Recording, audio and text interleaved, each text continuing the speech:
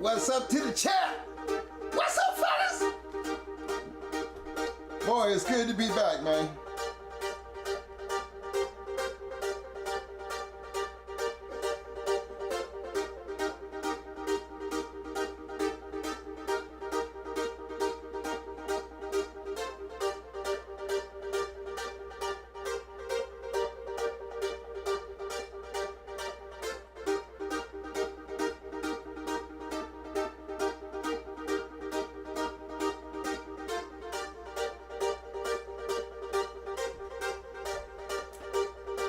Hey, y'all don't forget to hit them like buttons, fellas.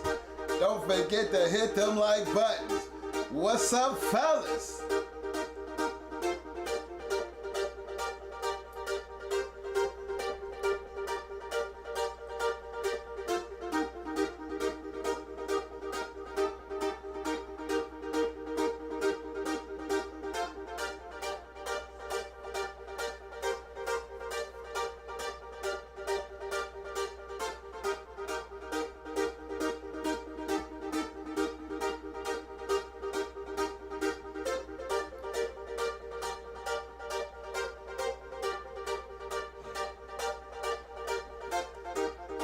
I see all my bulldoggers in the hills. All my bulldoggers in the hills.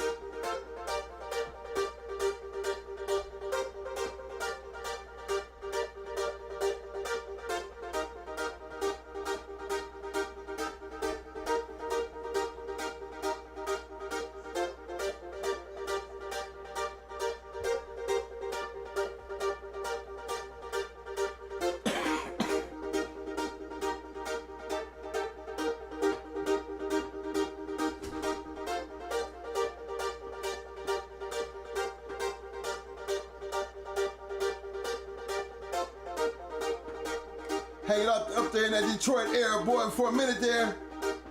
It was cold. And for a minute there, couldn't believe it. I was getting Florida weather up that motherfucker, man. All in all, the weather did treat us a little bit nice.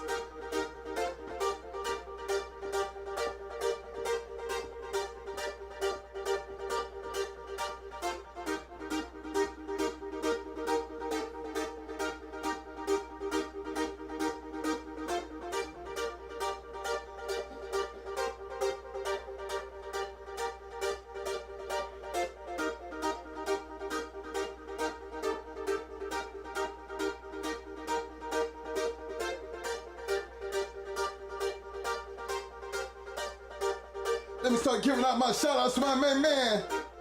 614 Tree in the house. What's up, fam? Party Dogs reppin' Pennsylvania in the house. What's up, fam? Yo, Vinny! What's up, fam? My brother Dreadlocks in the house. What's up, fam? DG Bulldogs represent fam. My man Mike Lee's in the house.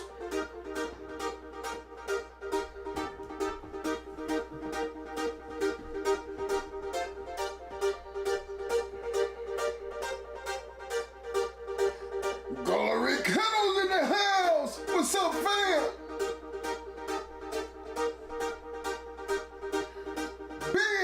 Buckshot, what's up, fam? My man Anthony Paul's in the house. What's up, fam?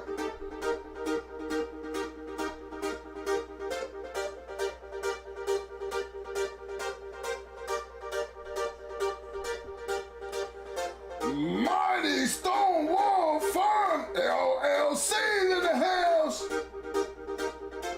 Yo, Mighty Stonewall, pick up your hardware, fam.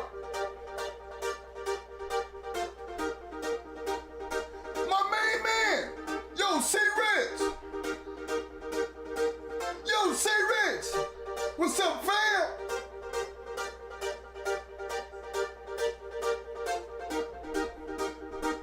Self-made Kennels in the house. What's up, fam?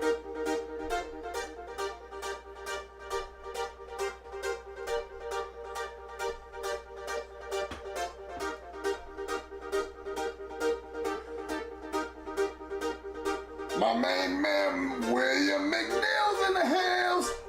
Salute, fam. Yo, Derek, what's up, fam? My brother Dickie Foster's in the house. What's up, fam?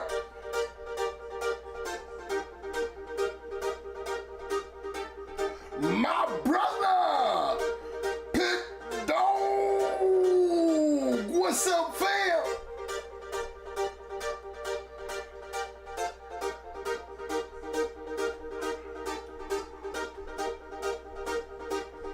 The Georgia boy. What about them Georgia boys up there, in Georgia? What's up, fam?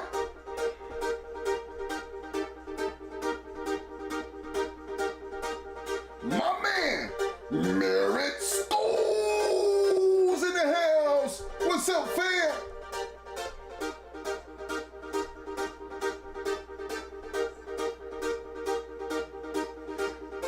Fat Farm Ray's in the house. What's up, fam?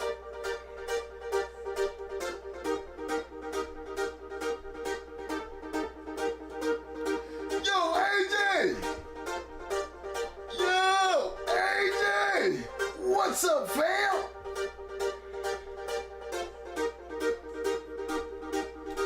My brother, Mr. William Torres in the house. What's up, fam?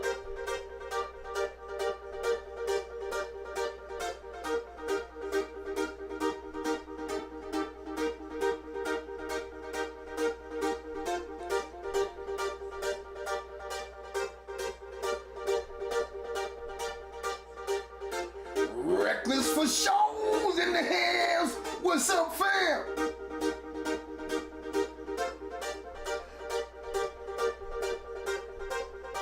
Longtime supporter, Mr. Paris Jackson's in the house. What's up, fam?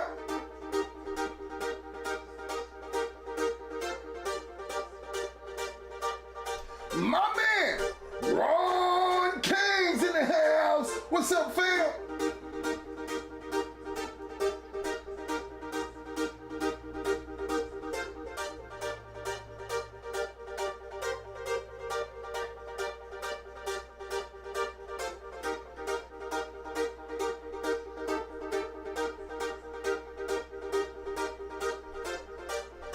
Yo, Mason! Yo, Mason! What's up, fam?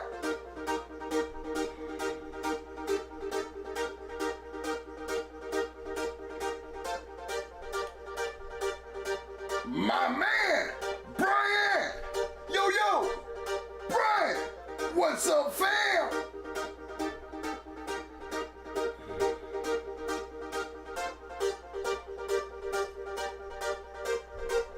My nephew, Dion Gibbons in the house. What's up, nephew?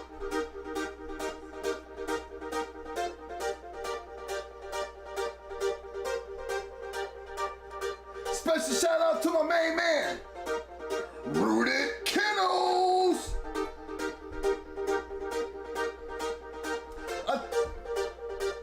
I think my main man, Rooted Kennels, been binging on these videos, man. I just want to give you a special salute, fam. Appreciate that, man. Just letting you know, man, I always watch and keep my eye on people like you. Because it's people like you that make me do what we do, fam.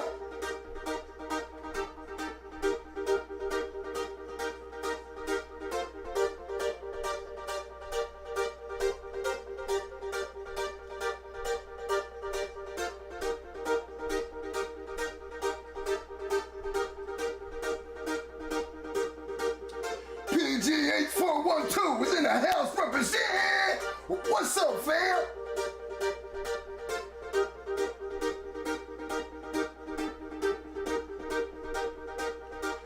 Tony Styles, Kennels in the house. What's up, fam? Welcome to the show, fam.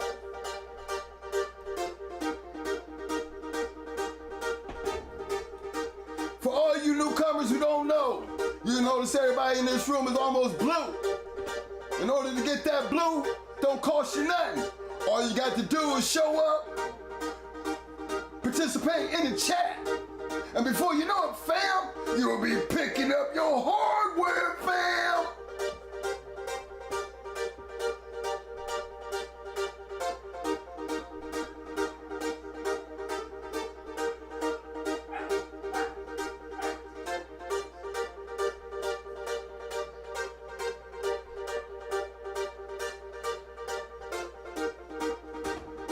Another one of my longtime supporters in the house, Mr. Landon Hill representing. What's up, fam?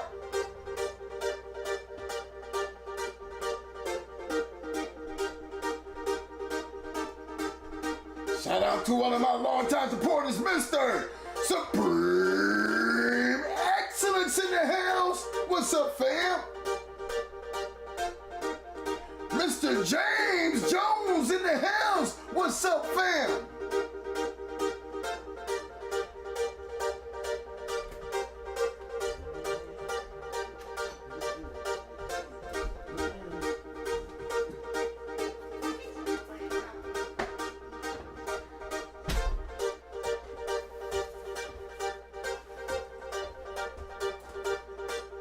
Another one of my all-time supporters. Much love, everybody know who he is. Mr. Hemi James in the house. What's up, fam?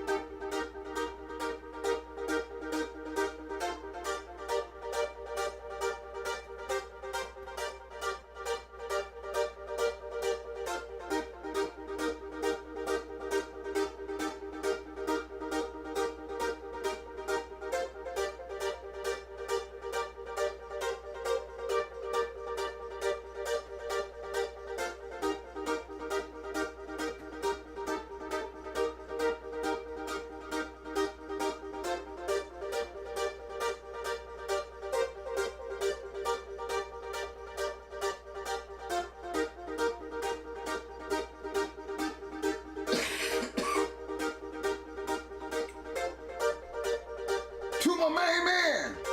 Welcome back, my man. I've been keeping my eye on this man right here. Mr. Lay Marshall's in the house. Yo, Lay, pick up your hardware, fam.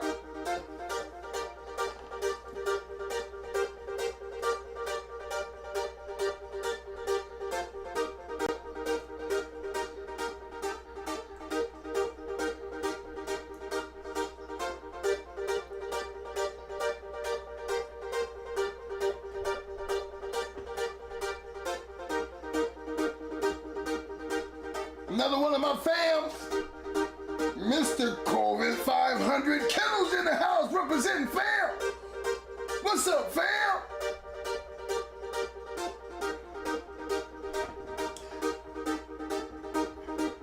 Want to give a special shout out to the whole entire chat. I missed all you guys last week. And it's good to be back home. Glad to see everybody in the house. We gonna get this shit started off right today, man, 'cause we gonna visit the fast lane. Yes, sir. What y'all know about that fast lane?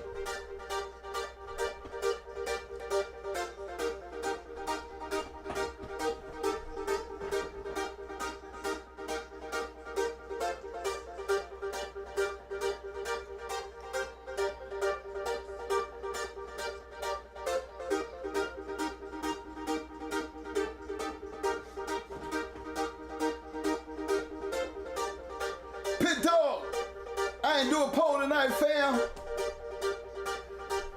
I'm gonna start the poll back up. Tonight wasn't one of them nights I feel like I needed to do a poll. because we're gonna be talking about that fast lane. But you can best believe I'm gonna be checking out this conversation tonight in the chat. Cause I really wanna know how many fast lane bulldoggers do we have in the house?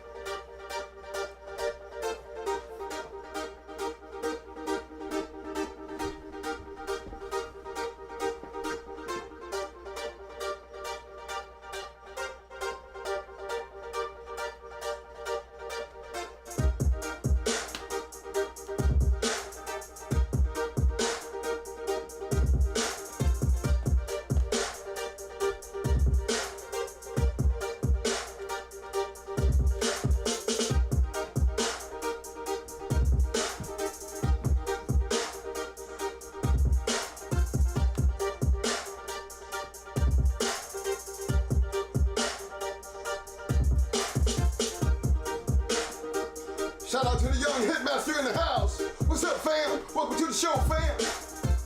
Let me tell you, young hitmaster, look here. You notice everybody in the room kind of like blew up in this joint, right? Look, man, don't cost you nothing.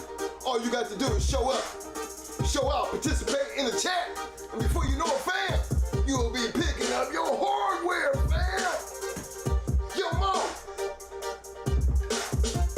Yo, Mo. What's up?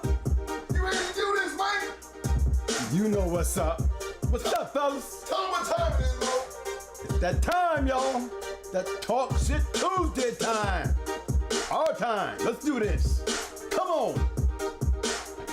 Y'all know the routine. You know what y'all gotta do before y'all sit down. Y'all gotta get down. Y'all check them chains. Huh? You check them collars. You check them axles. You check them fences. Check them cameras. Did you give them dogs that fresh water? Did you feed your dogs? Did you clean up that shit? Did you check them cameras? You check all that stuff there, boys?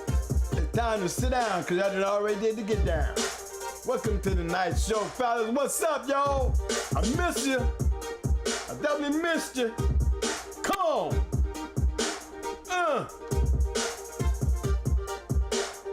Activate former scholars. What's up, fam? Welcome to the show, fam. Come on. Yeah, I'm back. I should be saying y'all back, right?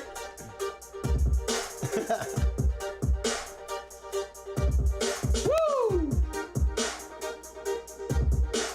Well, you get so used to hearing that beat on Tuesday, you be like, last week, I'm just sitting back, just sitting there jamming to the music.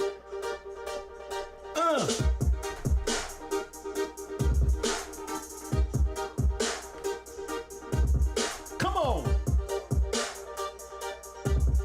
Yeah.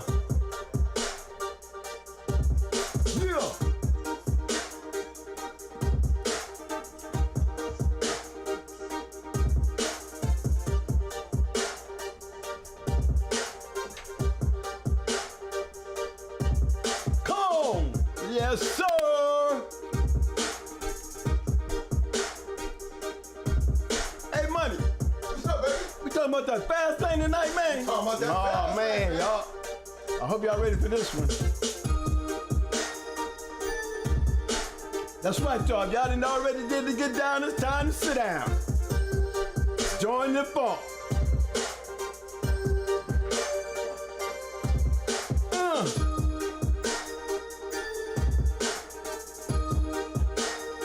Yeah, a week without y'all, man, makes it a real boring week.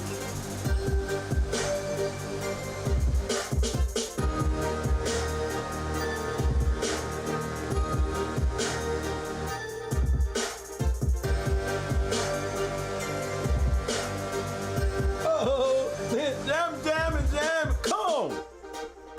That's right, y'all. We stepping off into that zone where only dog men are allowed to roam. So grab your sticks, clack, clack. Hold your hound tight. Let's ride this thing out. What's up, fellas? Glad to see y'all back. I'm glad to be back. And nothing better than being back at home, fellas. Nothing better. I want to send out special condolences to the Baltimore boys' families out there. They had their own tragedies. I just want to let you guys know that we got to send our prayers out and condolences out there to the Baltimore family. The Baltimore boys, they got some bad things. I think 2 of them lost their son within 2 or 3 hours from each other. You know, and this was like 2 days, maybe 2 days after my situation with my sister. And the sad thing about it, you know, one of them was in contact with me, showed me, you know, much love and appreciation, man. He constantly called me. Then to come up and have his own bad story to tell, you know what I mean, on something so tragic as mine, that you know, I felt him just as much as he felt me. So, you know, another tragedy in the dog game, fellas. You know, to the Baltimore Kennel boys, man, look, we share all our condolences to you guys, man. And shout out. I don't want to bring it up. You know, if they want to bring it out who they are and things like that, you know, my door is open. My podcast is open for them guys to come out and step up. But, you know, being that I know them and being this has happened, I want to definitely give my shout outs and want y'all guys to give those guys y'all blessings and condolences. Thank you. All right, fellas, today, you already know we're going to be talking about some fast lane stuff now. But first, let's start checking the weather here and see what some of you guys' opinions are on what y'all consider fast lane. You know, fast lane doesn't necessarily mean, you know, the dog itself. You know, fast lane can be more than just a dog. Fast lane can be a kennel. And my understanding in what I always felt was fast lane was more on the kennel, because of the competitiveness of the kennel. A lot of fast lane kennels that I consider fast lane kennels, they prowl for fast lane. You know, some kennels are just strictly prowlers, hunters for fast lane competition. Just because you might have one dog on your yard doesn't mean you're not fast lane. That one dog could be a fast lane dog. How do you find out? Well, you go in the fast lane guys. Guys don't have no type of historical booklets like journals where y'all can look up old matches and things like that. Things that I'm going to be doing a lot more of, because being that you don't have that kind of information now, then I want to go back in history and share a lot of that information to kind of show you guys what you're missing now that we had back then. You know, it would be easy to sit there and grab a couple books and show you what's considered fast lane. You know, yeah, you can go around and you can take a good dog out and win real good out here in the dog game. You know, but when it comes down to that fast lane, that's when your dog is going to be tested. You know, some dogs survive the test and then some don't. Some dogs are fast lane with fast lane kennels. And run into the right kennel, this fast lane, you're gonna see a great show. That's one thing for sure you're gonna see. Because the expectations of what is being seen out of these fast lane kennels, you cannot be unnoticed. You know, they do win majority of their matches. They do lose. But if I was a betting man, I would bet in the winning aspect of it. I would bet any day against a kennel that's not considered fast lane, even if you may have a great animal. You know, it's really hard to go into fast lane competition and be successful, especially when you have the kind of competition that I've seen in my time, that when you bring them fast lane kennels together, you see some fast lane dogs. And then you see a fast lane show. You know, they will make your stuff look real funny if you think you got one and you really think you got one. And there was a lot of guys that I had to point out, you know, was getting their feet wet for the first time like I was getting my feet wet. You know, each kennel that I went into, from B Crest, BLB,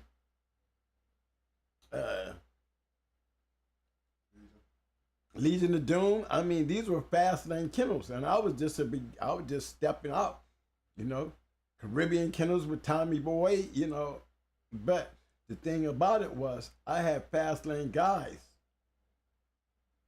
introducing me to the fast lane. You know, I didn't have to work my way out of the you know, the grunt part of this, where, you know, a lot of guys, they come into the game, you know, they get these dogs and they take their bumps and bruises because they come right into the fast lane.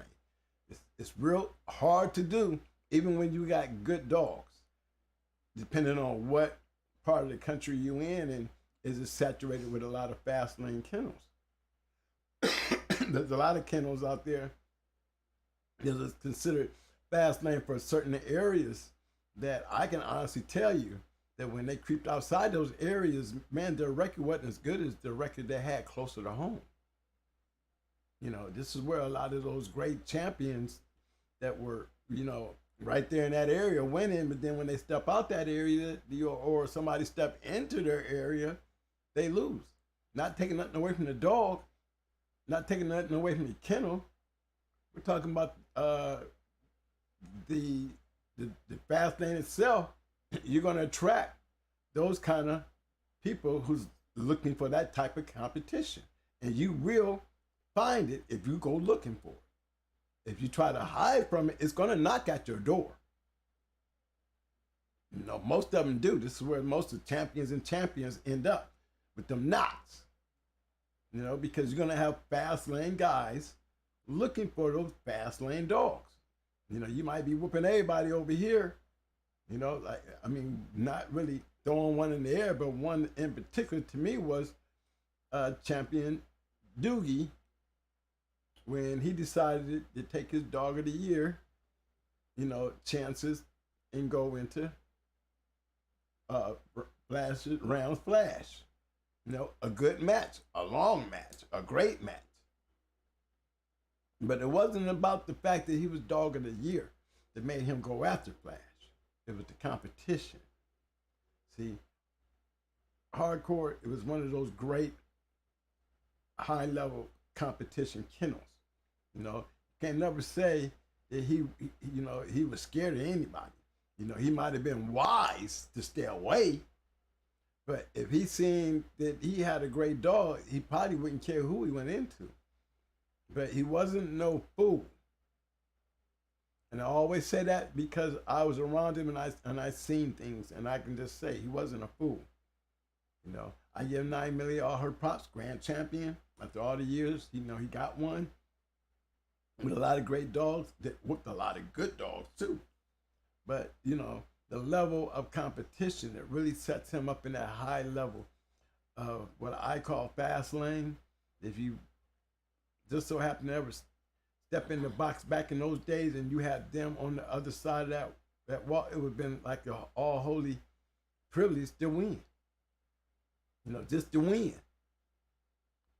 You know, I wouldn't be trying to do it on no habit, because, you know, they don't lose as much as they win. You know what I mean? They win a lot. And good dog. And was on to be able to produce those great dogs. Shout out to Fat Bill in the house. What's up, Fat Bill? Bobby Jack, what's up, fam? Pick up your hardware, fam. You know, we can attest to that too. This by me going through the book like we was doing last, you know, before I took my little vacation, on how we was looking at recognized kennels, and, you know, the ones and what it meant back then, and the twos and what they meant. And then, but you noticed, even in the recognized referees, you notice everything wasn't as clear cut as, you know, printed in stone. because you had a lot of recognized kennels that didn't get recognized in some of these shows. You had recognized referees that weren't actually recognized to some of these shows. So you had those discrepancies there, but let's get down into the down and simple fact of the whole thing. There wouldn't be no ones or twos or anything if they hadn't never met. You know, that's the point. You know, it didn't get a one there, but don't make no difference on the competition that was felt.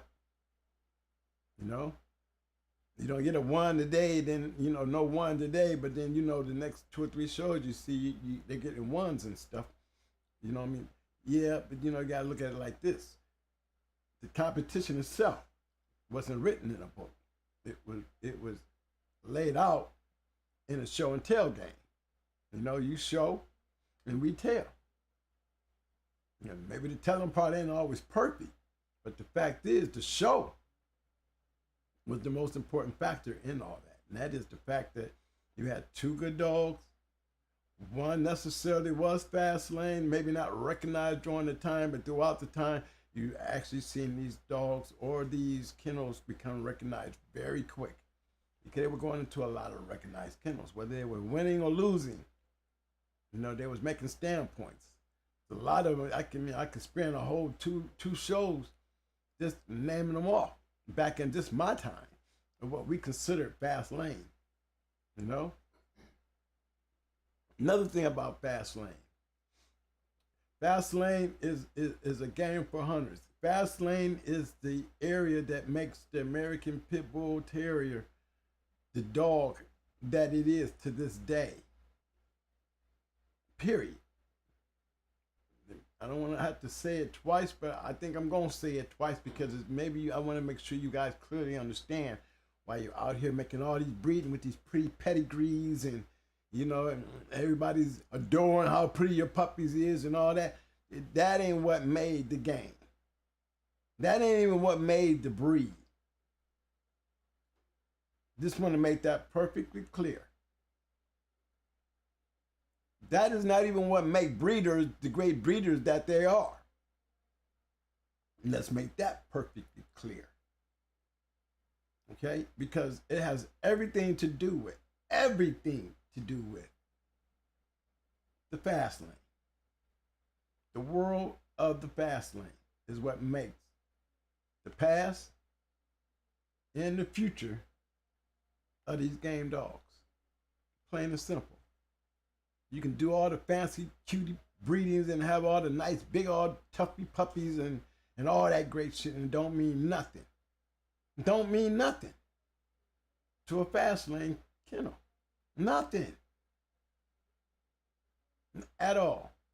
Don't mean one thing, because without the proving, without the making of a show to prove that point that this dog or this kennel is worthy of getting the recognition of being a fast lane kennel, then you're building on really nothing. Let's talk about our disclaimer as usual. You know the disclaimer. Thank you, Foster. Thanks for the super chat, fam. Okay. Well, you want to do the disclaimer, man? No, I'm too. Okay, y'all. Y'all know the rules to the disclaimer. Shit, you know what? I'm going to go down into this thing a little uglier and maybe darker toward that gray line. So we're not promoting dog fighting. Anything we say is basically for the historical purpose in, you know, in the historical events of the past. You know what I'm saying? So just keep in mind, we're not condoning it and we're not promoting it, but we're going to talk about it. Okay? So remember, everything we do, y'all, we stay within the disclaimer. Anytime we want to talk within the disclaimer. Everything is only a fictional story until proven a factual story. Okay? So everything that we speak on right now, we don't know whether it's the truth or it's a lie. We don't know where it happened or when it happens, but we're going to talk about it because at some point in time, it did happen. We don't know when and don't know where, and we don't care. We're just talking about history anyway for the purpose of historically. In the entertainment part of that, it's even funner because that's all the journal was. It was an entertainment book. It wasn't the Bible. okay? But it carried the right kind of information that for us fictional beings or fictional characters that wanted to play back in there during those times, gave up a lot of information. A lot of connections were made. How do you think these great matches, that these champions that ran into each other and grand champions that ran into each other, there was a network to bring these dogs together? And you cannot tell me one person out there who can say that this dog game was built on strictly a breeder breeding dogs. I mean, that's it. We ain't talking about testing on them. We ain't talking about none of that. We talking about somebody out there who done carried the history of this dog game, has got a recognized name with a bunch of dogs that didn't do shit.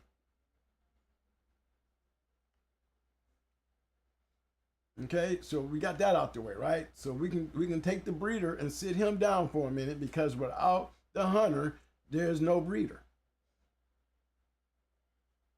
Without the hunter, there is no breeder. How many times you heard me say that? Now let's talk about the hunter. He's the fact checker and the fact maker. It's all about the hunter.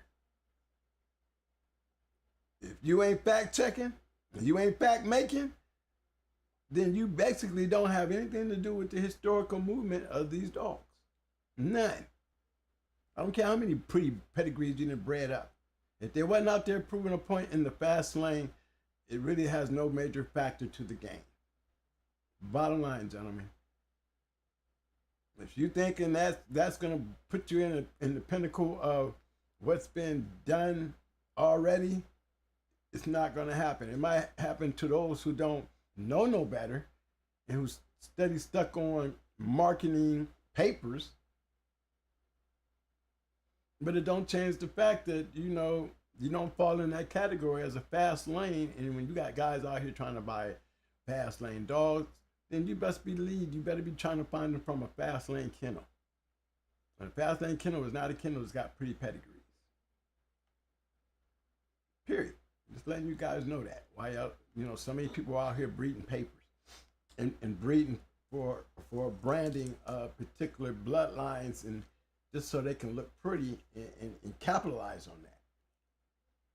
But what happens when you run across a dog man out there who was fast lane and is trying to find something that's more in connecting with what you got, and he finds out that they're very good, but there's nothing more to them than that. I would have preferred, and that's why I made my job easier. I just bred the champions and grand champions, and period. Let's cut the chase. I'm not going to get mixed up in this breeding game because I wasn't a breeder. Another guy I can bring, I can bring up is Pro Set. He didn't have a big yard. I don't think he ever had over 5 dogs. But I can guarantee you, I would go to his yard, and I think every dog on his yard that I went was a champion. Yeah, May, Morocco, and Sugar. Yeah, May, Morocco, and Sugar, and I think there was one more.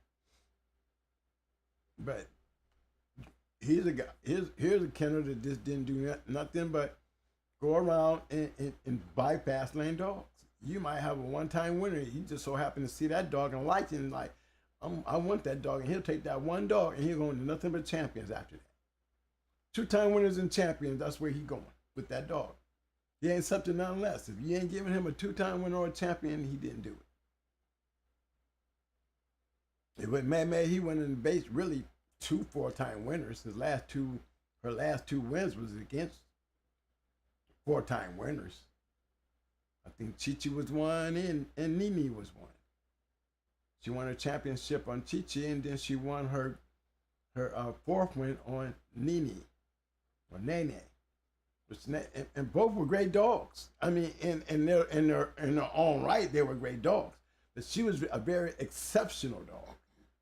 Because in true reality, she made both of those champions, multi-winning champions, she made them both look like they was in no class of hers. She made two good dogs looked like they was definitely out of class for her. I would consider her a fast lane dog. Not taking nothing away from the two fast lane dogs, because anytime you're going champion to champion, period, with any champion, you know, still the respect is there. Champion to champion, or champion to any champion, the respect is there. I don't care who you beat. I'm not wanting to go into you because, you know, I think you had a soft way to the post. No, I'm not counting on that, because that ain't your fault. That's the people you went into's fault. Maybe you might have picked your way to the top, but if you know you didn't pick your way to the top, wouldn't you think that a person who picked their way to the top and get that knock on the door and be glad to open up the door and say, I'm game, and do it? You know what I'm saying? You cannot say he's not fast lane. The one you question is the one who took that nice little walk. It's not your fault. You might have picked him. But when it came down to the fast lane knocking on your door, you know, you took your championship and sat on it. See, that's the difference between those who's ready to talk about those champions that lose, or those grand champions that lose, compared to those champions that win, and their pathway to the championship was in no comparison to the fast lane champions that we know and respect today. It's hard for me to respect a lot of champions out there. It's not because of the fact that, you know, they went into, you know, low grade dogs, or, you know, didn't have the expectations of what true champions, what we call fast lane champions, carry. It wasn't that the part that got to me. The part that got to me is when you sat down on the competition. Never get caught sitting down on the competition. If the knock comes to your door, take it, win or lose. If they willing to come down to your range, or whatever you would want to call back then, you know, you open that door. Hey, win or lose, you took the shot. I mean, I consider you fast lane. I'm not picking them because, you know, you won beforehand. I'm talking about the fact that you was willing to up your competition level to go see just how good your shit really was. Because that's what fast lane kennels do. We want to see just how good our shit is. And don't care. The name of the kennel, the more fast lane it is, the more interested I got a chance to go into them, because my dog can't read. And I believe that my pick of what I'm trying to use and my conditioning stands up to that of a fast lane kennel. So why not test my competitiveness against a fast lane kennel? Sometimes you become fast lane your damn self, and you find out why some of these great fast lane kennels is only going into fast lane kennels, because they can't find nothing more than a fast lane kennel, because nobody else want to be bothered with them.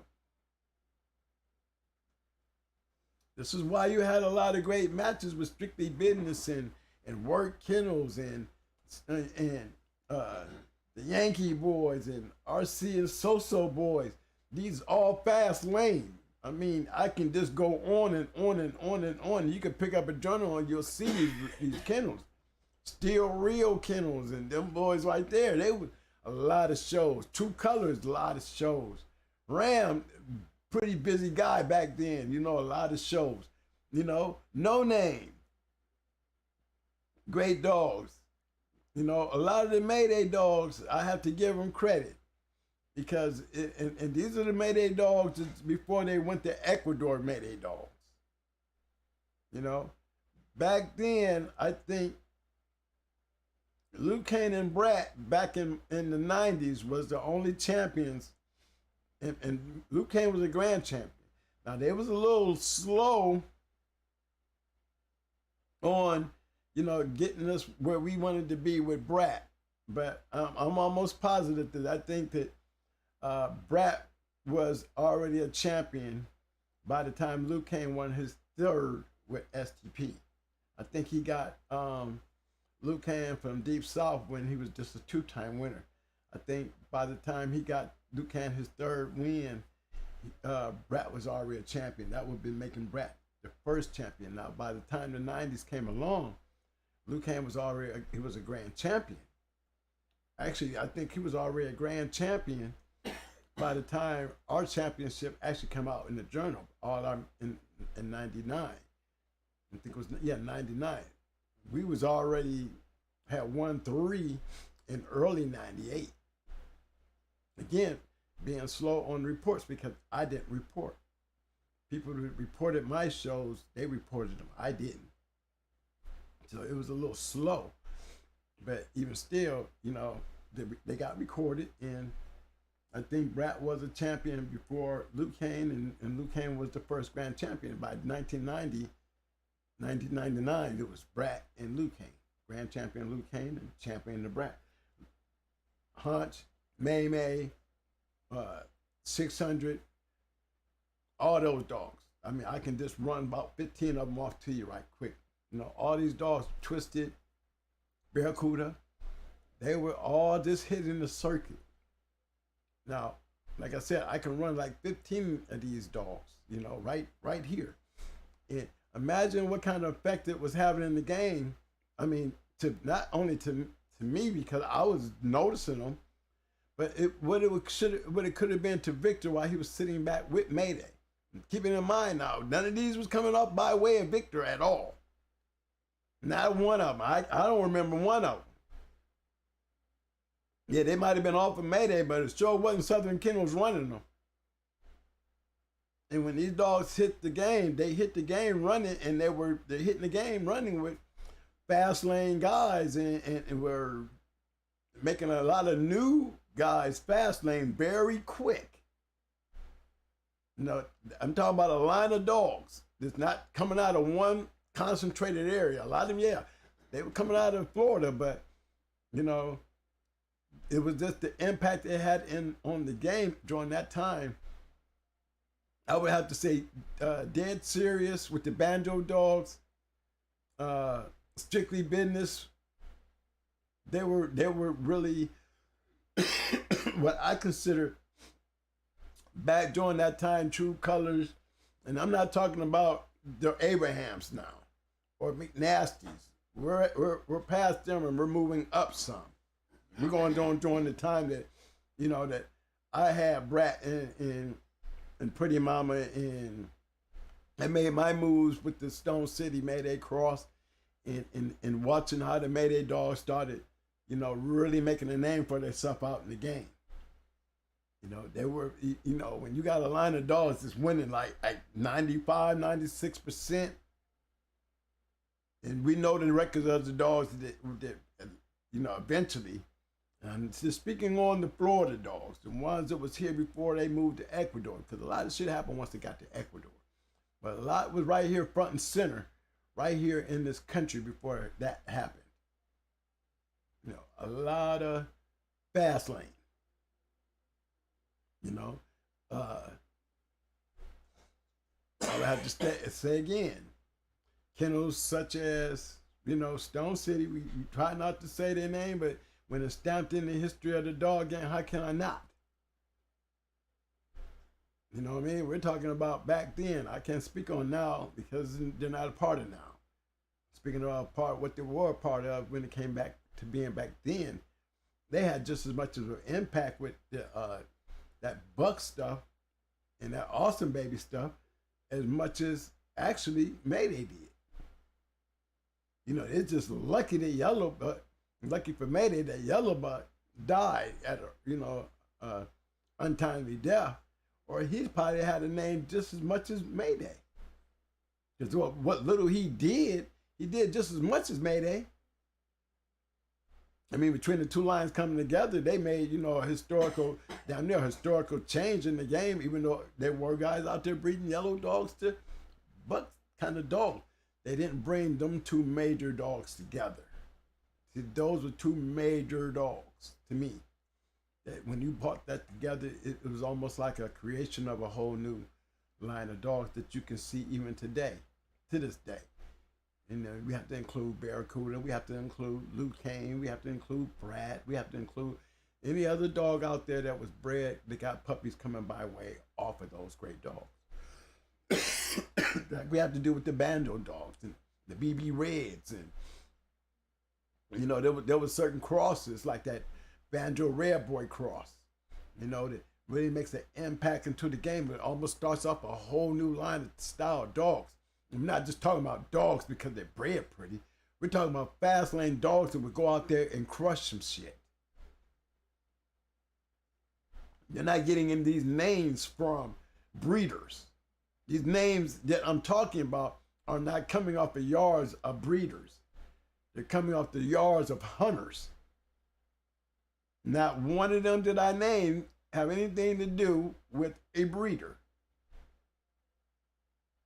I spoke on Mayday because of Southern Kennels, but Southern Kennels was not running the Mayday dogs. The gang, the hunters, is what made Mayday the great Mayday producing dog that he was. And it wasn't because he was having a bunch of dogs with pretty pedigrees. Not one of that. Okay, I got me a super chat. What's up, Prentice Carr? His question is, have you ever heard of a breeder with very high standards that produce consistently high standard litters, or is it impossible to expect a all fast lane litter? Well, I would have to say M&M.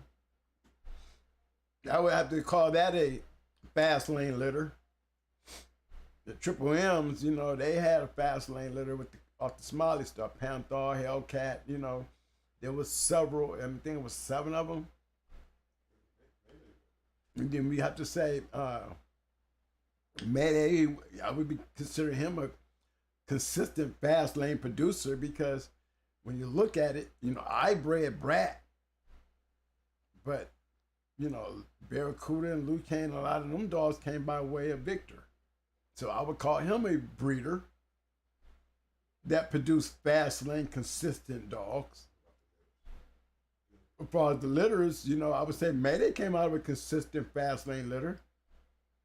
He had Choice, Dragon Lady, and Mayday.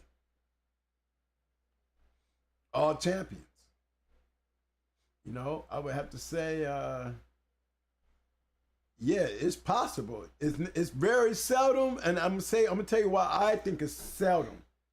Because we're talking about Southern Kennels was not a breeder.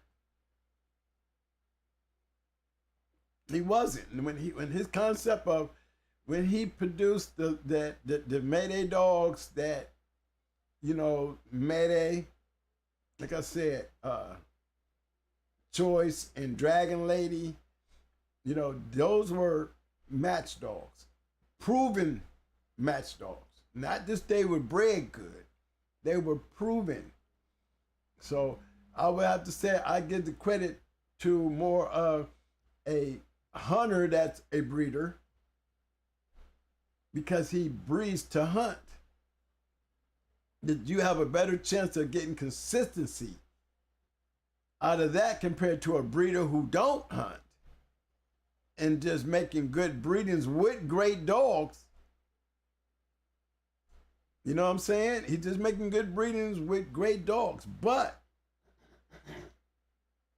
he does not make that consistency prudent without a hunter. Yeah, Banjo and BB Red, they had a good run. You know, to me, I think it's one of them runs that if it had been concentrated on more, you know, in depth, you know, y'all would find out that, you know, there's a line of, you know, that BB Red shit and that Banjo shit crossed with the right Red Boy shit is a whole new line. And I say it's a whole new line. I'm talking about that deep gameness with that hard mouth and that, you know, that dead serious style of high pace, high ability, straight on destroy, straight still got that deep Red Boy gameness and craziness to it. Makes a deadly animal. It makes a deadly animal, a real hard animal to beat. There are some very exceptional BB Red Banjo dogs crossed with that Red Boy shit that's just bad.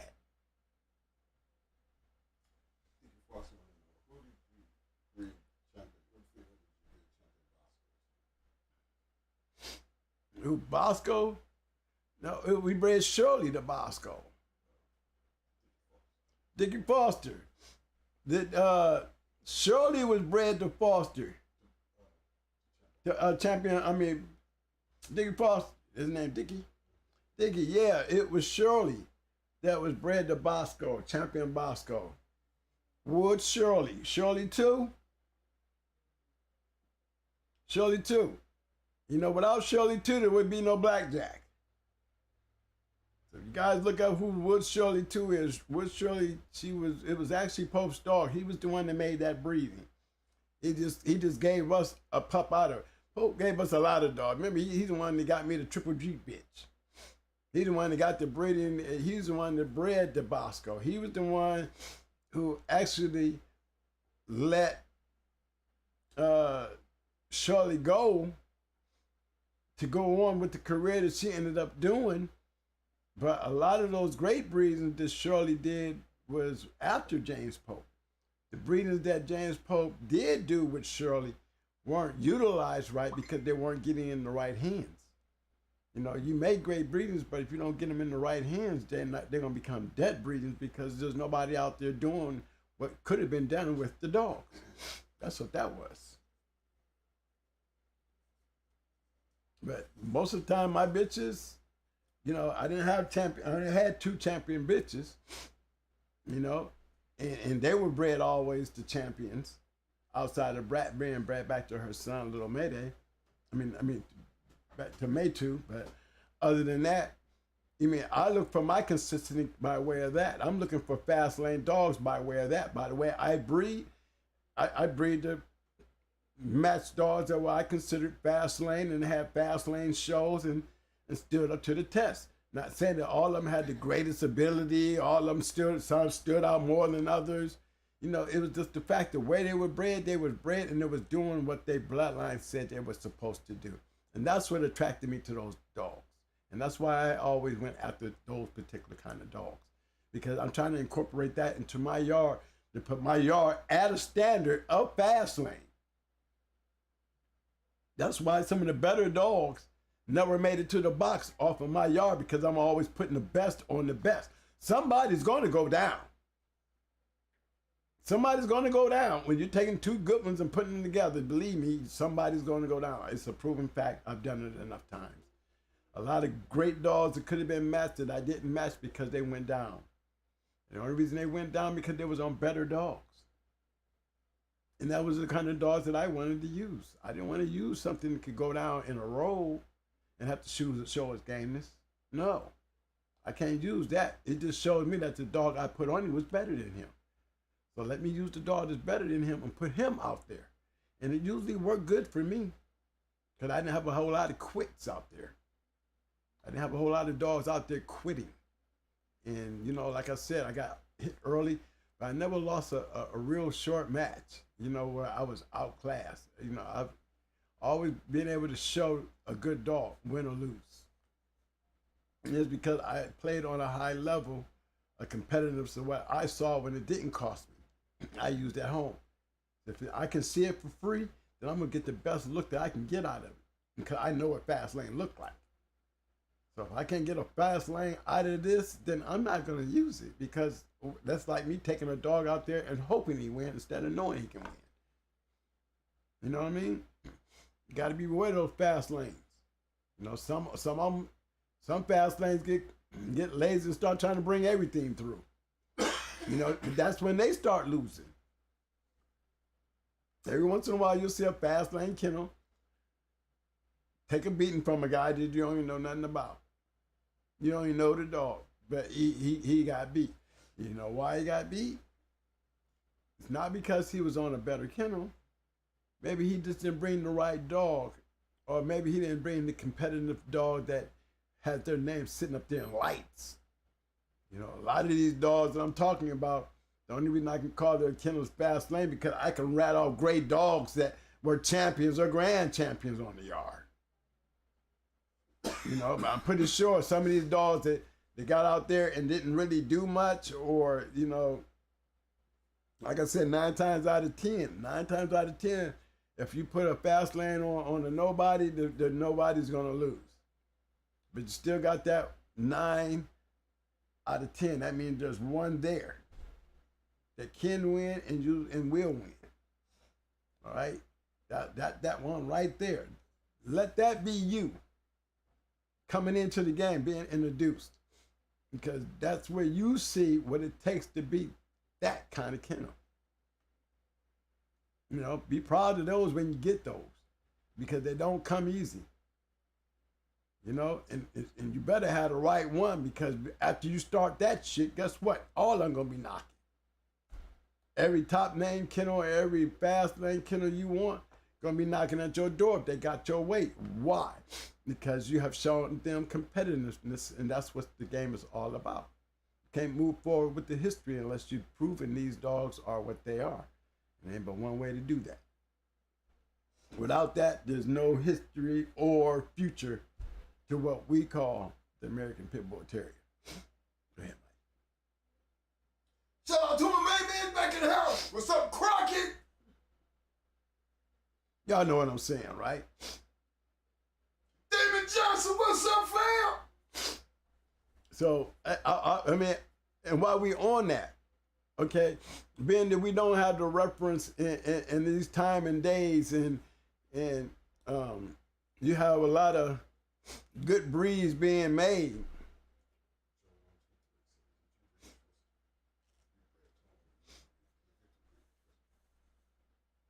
Okay, I got that deal up here. He says if you wanted to start, Joey. Okay. Which one? Joy 1 2 3. Okay, Joy 1 2 3. Joey 1 2 3 Wilson. He says, twin, did Victor breed Twisted? Yes.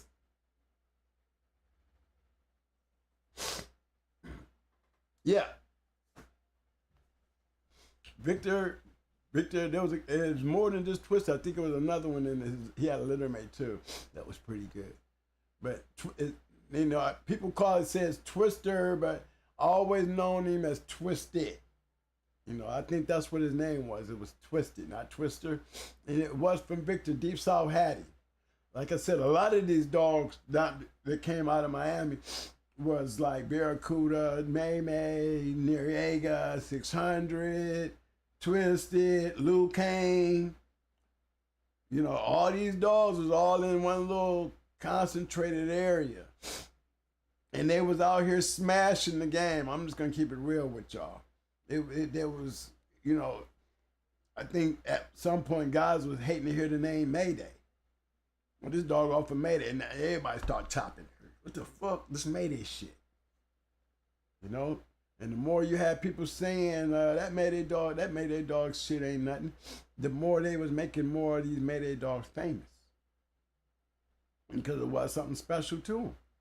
You had to go into one to see. You know, and I can tell you, I've seen a lot of great, good, big matches with all of them, you know, that stood out to me. That there wasn't, you know, there was definitely a fast line of dogs. You know, to be interested in. If I was going to do it all over again, I would start with the beginning of what made Mayday. You know, I'm going back to the ones that I know. Noriega, 600, Brat, you know, Chanel. I always be forgetting little Chanel back there, and Annabelle. These were all bitches. Brat, Chanel, Annabelle, and May were major names to me back then. That, you know, these were badass little bitches coming off of Mayday. A lot of the great ones you always hear about, Lou Kane, Haunch, Twisted, Barracuda, 600, Noriega, Cock Diesel, you know, this couple of them. But when you add them bitches, you don't hear everybody screaming about them bitches all the time. When them bitches, they was taking care of business in a nice fashion order. Chanel would crush your ass quick. Brat would crush your ass quick. May would crush your ass quick. And Annabelle would do a little work, but she did not play. I've seen her hit one, in the chest, and the dog looked like she might have hit a lung, and the dog, it was a great show. I think it was against the Stone City dog too, but it was a great show, but the Stone City dog lung must have been punctured because she was swelling up like a balloon. I told y'all that. I mean, that was a great show.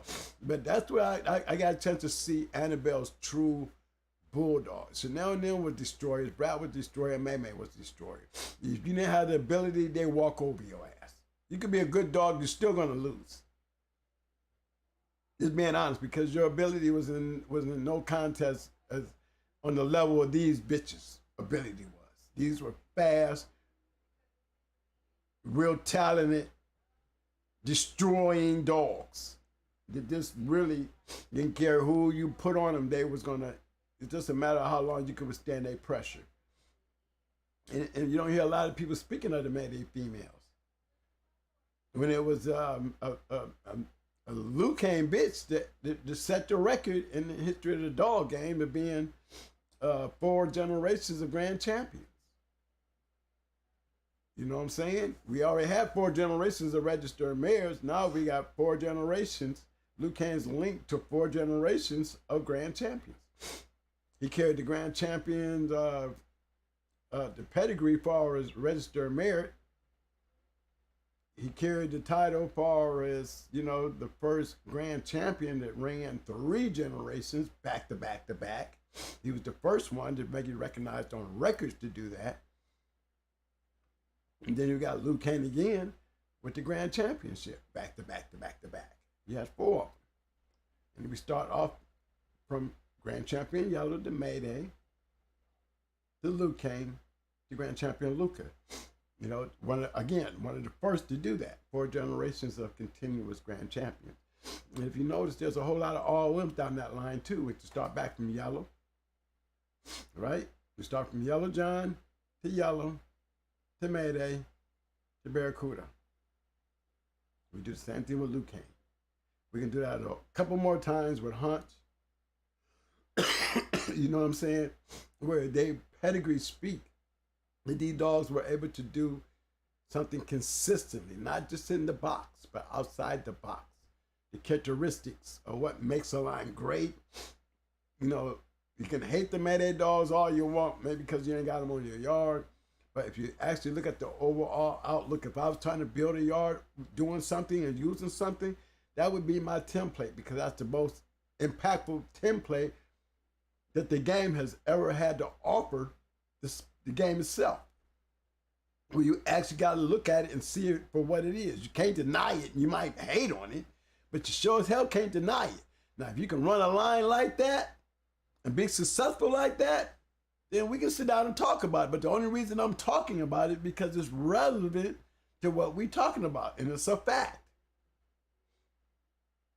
You understand what I'm saying? And it's only a fictional fact, but it's a fictional fact that carries credit.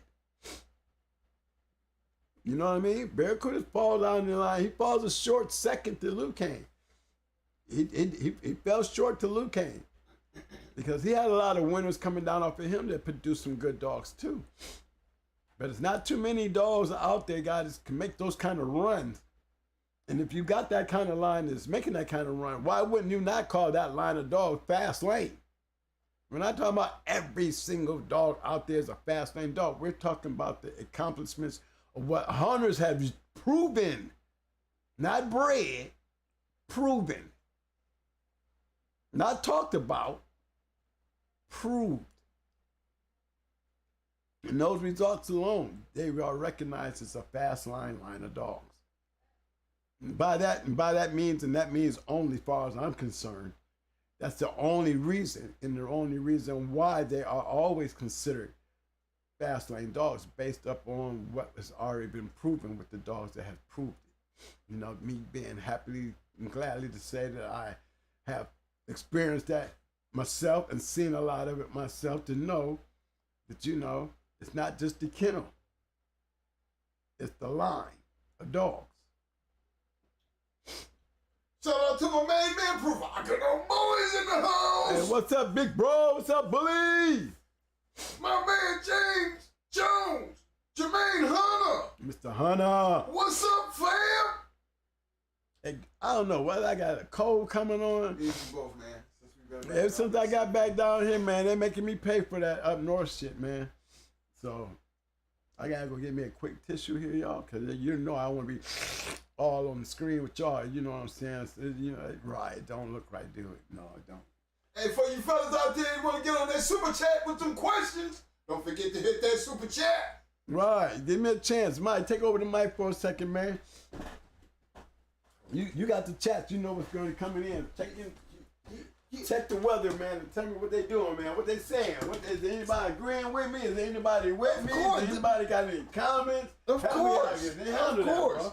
What's up, fellas? What's up? Y'all got the excuses, man. We done came back here with the snuffles and the runny eyes and shit. You know, that weather change. Get back down here, it's like 85, 88 degrees. Man, look, I came from wearing my big Bugatti up that motherfucker. Come back down here, man, and had the strip. It was so damn hot. But got a little cold and some sniffles going on. Hey, like, I want to give a special shout out to my main big supporter. Still, I see him in the house. Mr. Prentice Car's in the house. What's up, fam? Let me see who else I see in here. Hey, Joe, 123 Wilson, what's up, fam? Look, man, I see you, fam. All you got to do, man, to get that blue is show up a couple times. Participate in the chat like I see you doing, fam. You'll be getting your hardware. Let me see here. Double M Desmo. What's up, fam? Mr. Tony Montana. I told you I would get you that hardware, fam. I seen the salute. No, salute to you. No question, just appreciation for the content. That's always, fam. That's why we do it. We do it for you, and we appreciate what you're doing on the super chat. You know what I mean? When guys like that, you know, they step out there and do things like that, actually it helps the channel, because what we try to do is bring content, you know, because the past is always going to be the key to your future. You know, back in the day when we was trying to get into all this, you know what I mean? You got to kind of imagine, man, this is a different time and era, what we dealing with. You know what I'm saying? Totally different time and era. So I can see why people are kind of funny about, you know, who they knuckling up to.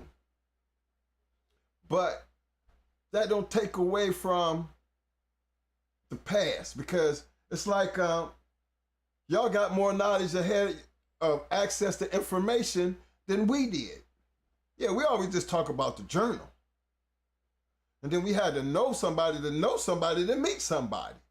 And then when you met that somebody, you know, they had to like you or have a reason to like you to even talk to you. Look what y'all got. Y'all got this internet. You got YouTube. You got all these guys, 7, 8, you know what I mean? All my boys, Boone, you had to find Boone in the book. You can hear Boone in them stories, and then the people we try to bring on, these people are giving you information. You got Fat Bill right here in the same room with you. That is a lot much more than we had back in the day. Trust me when I tell you. Because everybody really wasn't giving up their motherfucking jewels. And you had to be a part of the camp to even get that.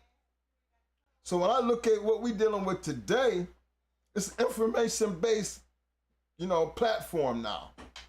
The only difference is you got to be able to fact check your platforms, that's all. You know what I mean? In our case, we had no problem with nobody checking our platform, because again, we wasn't really looking to do this. And if it don't be for, you know, my boy getting sick and just wanting to do it and give something back to the game, y'all probably wouldn't know nothing about us or have the people that we bring around. You know, so it's just one of them things where you gotta, when you come to this room, you know, we ain't gonna be sitting here talking, you know, no crazy shit or, you know, talking about nobody. We ain't trying to get into that. We trying to utilize this time, get y'all all in the same place. So not only are y'all listening to good content, but I'm looking at the people that's in the chat room with you and the conversations y'all have. This is why this chat room look blue. Because everybody on the same page up in here. And in order to get that hardware, you got to be here, and I'm checking how you participate. Become a part of something and pick up that hardware, because that's a lot of moderators. That's a lot of sharks in the water. You don't see no craziness run through here. No, not in these waters. These sharks be like this, waiting on some shit. But there's so much information in this room if you just communicate with each other. And that's what I love about this chat room. I love this about this chat room.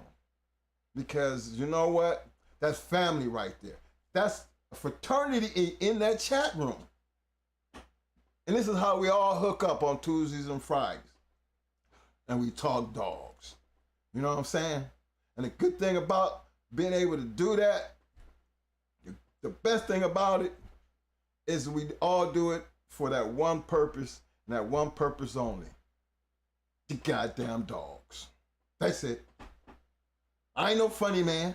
I ain't up in here telling no jokes. I ain't telling you no story. Bro, I ain't telling you no jokes or, sitting here being no damn clown. He actually used that time like y'all use the time that y'all come in here and we talk dogs. It's not too many places y'all can see that happening around here anymore. Ain't nobody in here trying to sell you no dogs. We ain't trying to sell you nothing.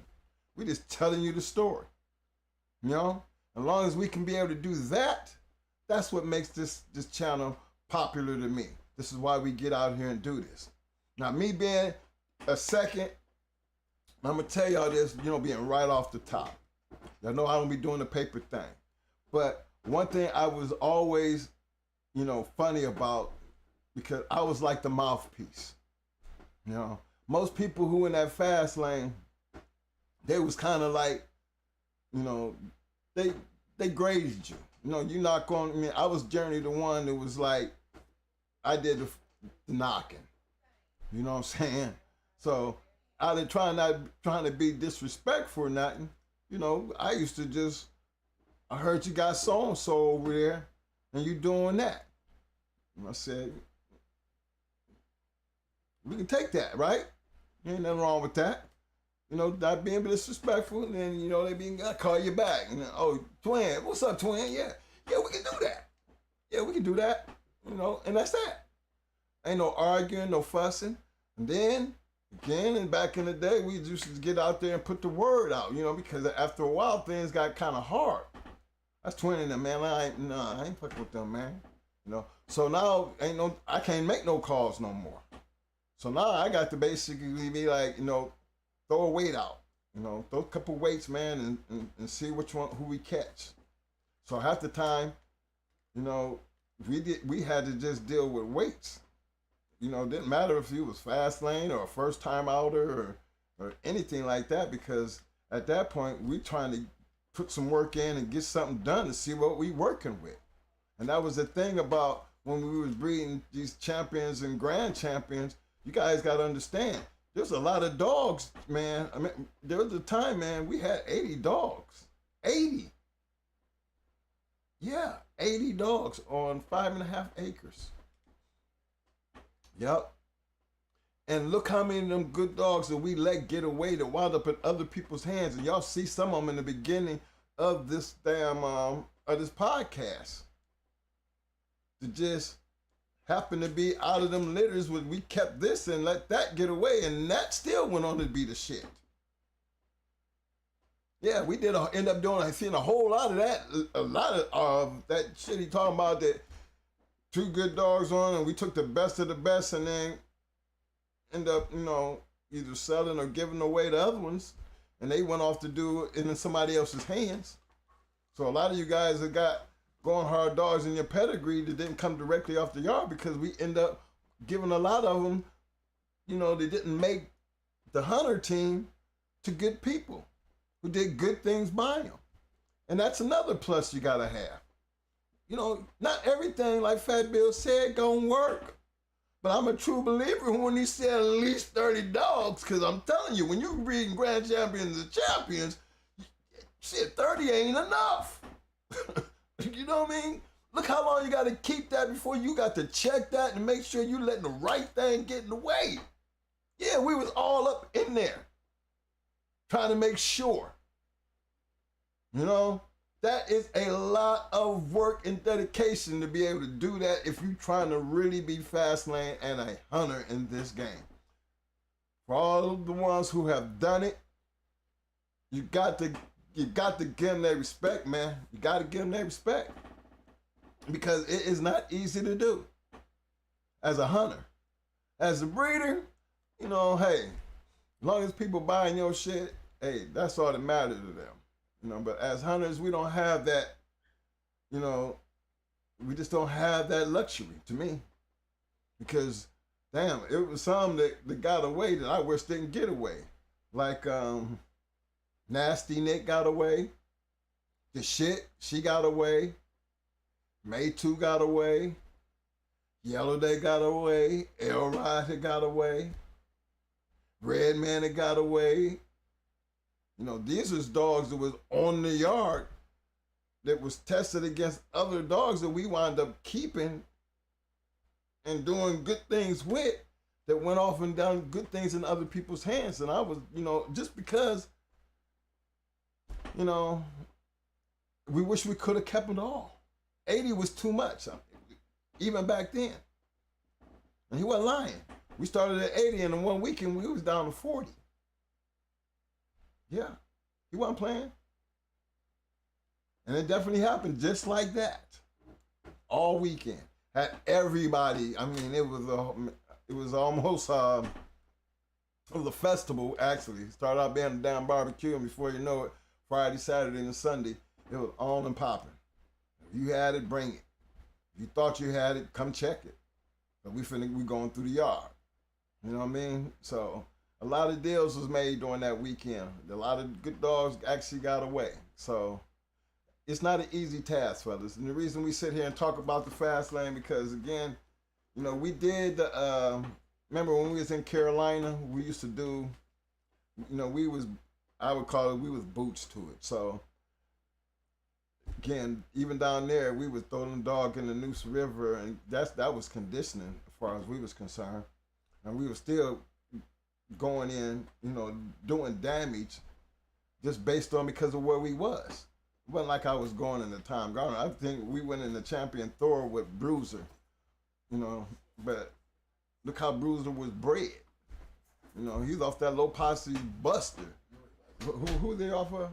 Smeller. He was right off of Smeller. So yeah, I think Bruiser was about 2.5 years old. We were like, shit, Champion Thor, He's an old dog. he was an old dog though, but still, see what Bruiser was made of. He didn't care. He said, go bring him down here. So it was just situations like that when you didn't know compared to when you do know. You know? So that's why I take my hat off to anybody who's in fast lane. And I didn't create the word fast lane. Actually, we didn't know nothing about what they meant by fast lane, even when we got deep into the situation, until we start hanging around fast lane people. Because I think our very first fast lane was the Legion of Doom. Mm-hmm. I mean, When we lost Jethro, he was fast. yeah, Jethro was fast lane, yeah. Then we lost B-Crest. B. Creskin was, With Dusty. yeah, 2 hours or something. Yeah. Yeah. 12. Yeah. Well, they was homeboys though. See, these guys that we're talking about, like Jethro, B. Crest, these dudes was like hometown fellas. You know what I'm saying? So they were already fast lane guys. So this is how we learning how to fix all the things that we was messing up. I would say my very first fast lane when we had figured that we got it right was when we went into the Legion of Doom, because we knew who they were. I mean, think about the area. You talk about Grand Champion Dolomite, Champion Luther. Yeah, Grand Champion Luther. Grand Champion Duke. Yeah. I mean, they was like the top of the line right there. And they giving us the opportunity. And to be on a card with the fast lane boys up in there. Yeah. Yeah, that's the I always thought that was not only a great opportunity to showcase what we knew, That's when we started winning. that's when, we knew that we was on the right track when we had a chance to go into somebody of such a high caliber and they really, really felt like they could win, or they thought they was going to win, or they had just a better chance of winning by giving us a shot. You know what I'm saying? So that's when all the winning started, because by that time we already had figured out, the conditioning part out. And we had already made up in our minds. We ain't coming in there with nothing but barnstorms. Just remember, Luther, what was Luther's longest? 19? About 41. Yeah, Luther, about 41. 41. I mean, Fat Bill confirmed that. Yeah, I think Luther went longest was about 41. And he was a grand champion too, wasn't he? Yeah, grand champion. But he was a smasher, straight killer. You see enough of that, I ain't want nothing but that. Yep, Dog Like Queen and shit. Dog Like Queen, seeing that. Hell, Pepper. Yeah, Pepper. Pepper was she was a monster. Never thought I would see her go down as fast as she went down when she went into the Queen. I seen them long hauls because I was there for the Radar Martell. One of them ones that you can look it up. It'll go down in history. A lot of the big guys were there. And that was That was like two grand champions. That was like two grand champions going each other. And then seeing that, I seen that first. And then to find us in the Psycho match at that 317 was a reminder that, man, I don't want to have to keep doing this right here. I'm glad we was getting in there smashing and, doing it that way. But it was good to know doing it that same way we had enough we could go the long haul. But I seen what that looked like prior to us being caught in a situation when I seen Radar and Martell. Two great dogs. That was two great dogs. Didn't have no business running into each other that early. I think they were both two-time winners, weren't they? One-time. One-time winners. One was a two-time winner. Martell was a two-time. Two-time winner, and Radar was a one-time winner. Great show, though. Wasn't a whole bunch of... They could have won anybody else. Laying around. Champion by the time there wasn't no laying around. These dogs was on full go. Full go. Where'd they go? 3 hours? Mm-hmm. About. It didn't hit the 3 hours exactly, but it was close to. About 3:58. 2:58. Yeah. It was almost 3 hours, but it wasn't no laying around. It wasn't a whole lot. Eventually they start about the 2:30. They start handling them, mm-hmm. and then it became a scratching match. And boy, you know what? There's nothing. I don't know where people believe in, just keep scratching, because I seen a lot of damage done during that scratching period. Because, a lot of hopes and shit just take a different toll when you started doing that way. We would just be hands off and let it ride until, that was our little scientific way of doing it. Nah, we ain't gonna be doing too much handling. We just gonna let this boy just keep destroying the shit and just keep him punishing where he can't get a handle. We gonna just beat you up. So when you finally do get a handle, we're gonna make you think about coming back. You know what I mean? Get you over in the corner because, that down dog, he gotta come. So we always was a driving force. At least for the first hour 30, we driving shit home. We conditioned to do that. So we wasn't into that a bunch of handling, but I seen a lot of guys who did a whole lot of handling early, and some it worked out for, and some it just took a lot out of a dog that you could just left him there and let him do his work. But I'm gonna get this back to Mo. But look, another thing, fellas, I missed y'all. For real. I ain't trying to sound all corny and everything, because we've been doing this all kind of long and everything, sitting around waiting for things to happen, So today I was up and on it. I couldn't wait to get back in here and be like, what's up to the chat? What's up? What's up? And I salute all you guys who came in and, still supporting the show as always. So again, man, much love to all of y'all, the moderators, y'all keep doing what y'all do. And I see a lot of questions in here that I'm running back down through. Hey man, I think the cheapest you can get a super chat for is 99 cents. And again, it's not a matter of how much you spend, man. It don't matter. You know, it's just the fact that you spent something. It's gonna get recognized regardless.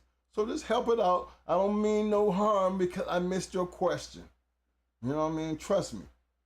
Trying to do this and do that. I see that big ass orange that pop up, or I see that big ass, you know, the green or the blue. I can't help but see that. But at my age, some of them little writings, man, they just don't come through. So again, no disrespect if I didn't answer your question, but then you can help me out by just hitting that super chat, because we're always going to address that super chat, and it's because it's going to have priority around here. So don't forget to hit them like buttons. You know what I mean? Don't forget to hit the damn like button. That's all. I'm out.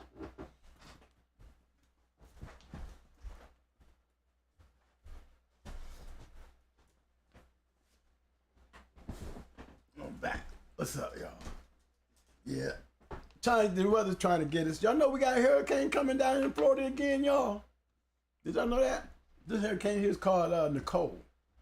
Now, it's supposed to be hitting across Florida tomorrow around 1 o'clock, you know, towards our way, the Tampa area. You know, I'm still sticking with the Seminole Indians over here, you know. It's supposed to hit us as a tropical storm, so it ain't gonna be no hurricane, you know. So I'm looking for it to be windy, probably trees down. I don't think we're gonna lose too much electricity. I don't think it's gonna be a lot of flooding. I send my prayers out to East Coast, Florida, because it's been a while since we had one walk up there on y'all coast like this one's getting ready to come up there. It's gonna probably hit the coast as a category 1. Let's thank God to that. It's like it's pretty big out there too.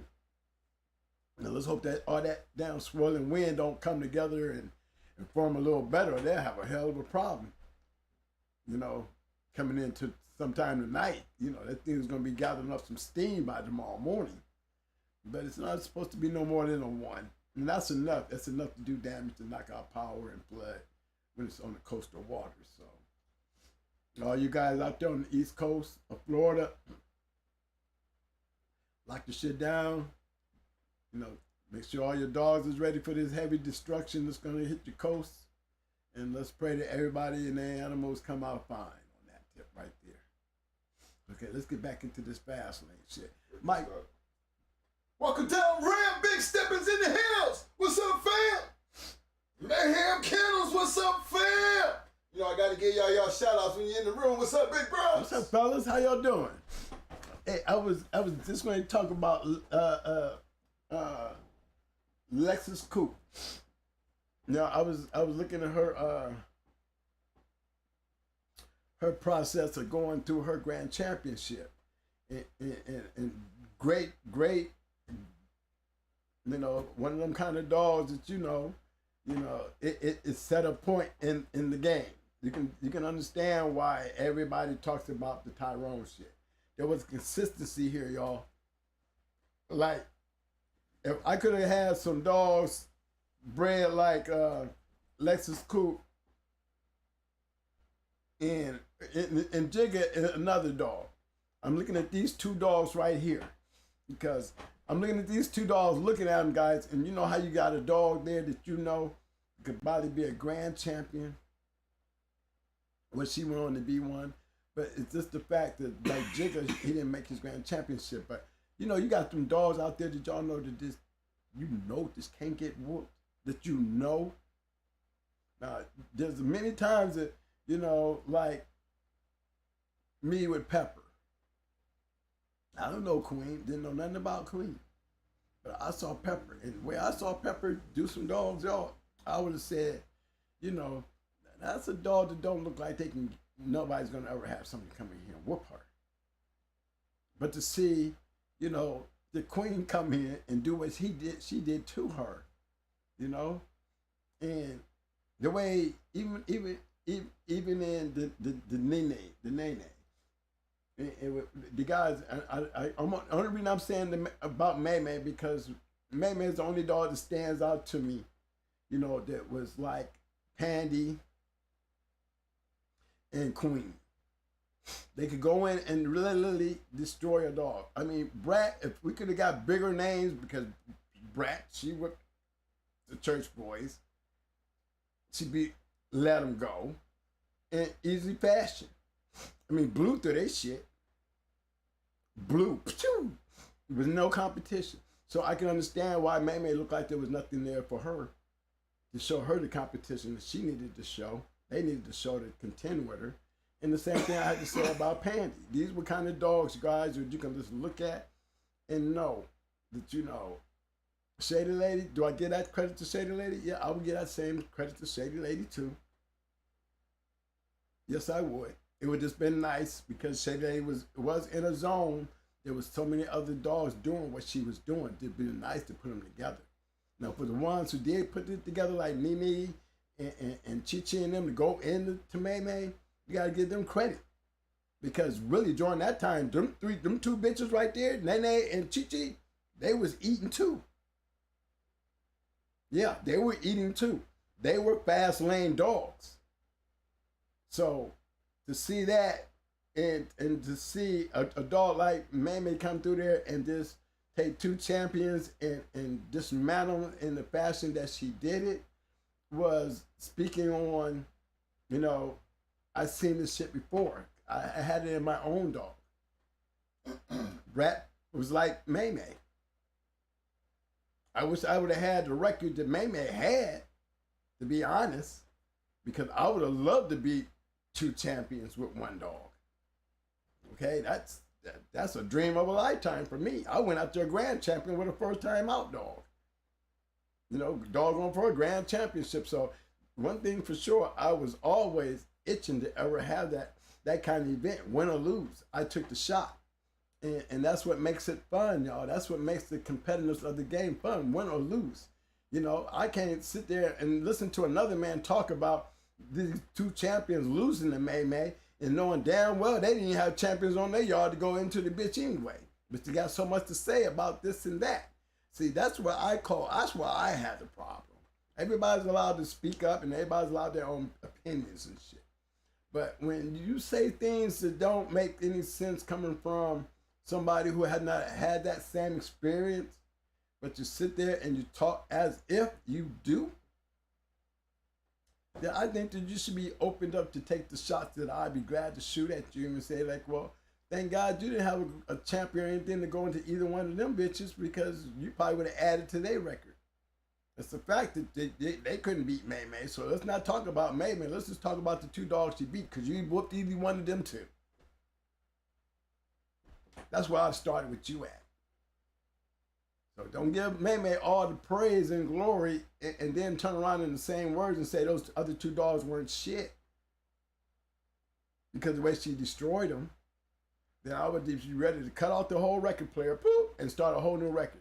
So let's talk about your champion and who she beat. Oh, you don't even have a champion? Then what the hell? Talking like you was willing to whoop both of them dogs like May May, but you ain't got one even stand with the two dogs that she beat. Those are the kind of conversations that I always felt like, you know, the matches make good conversation. The matches themselves. But to sit back and overlook the match itself, then you're taking away from what was actually a great show. In all cases. You know, I lost to Tommy Boy, but I lost in a great show. You know, we can say we can have all the excuses in the world. The fact is, we were there, and we did lose.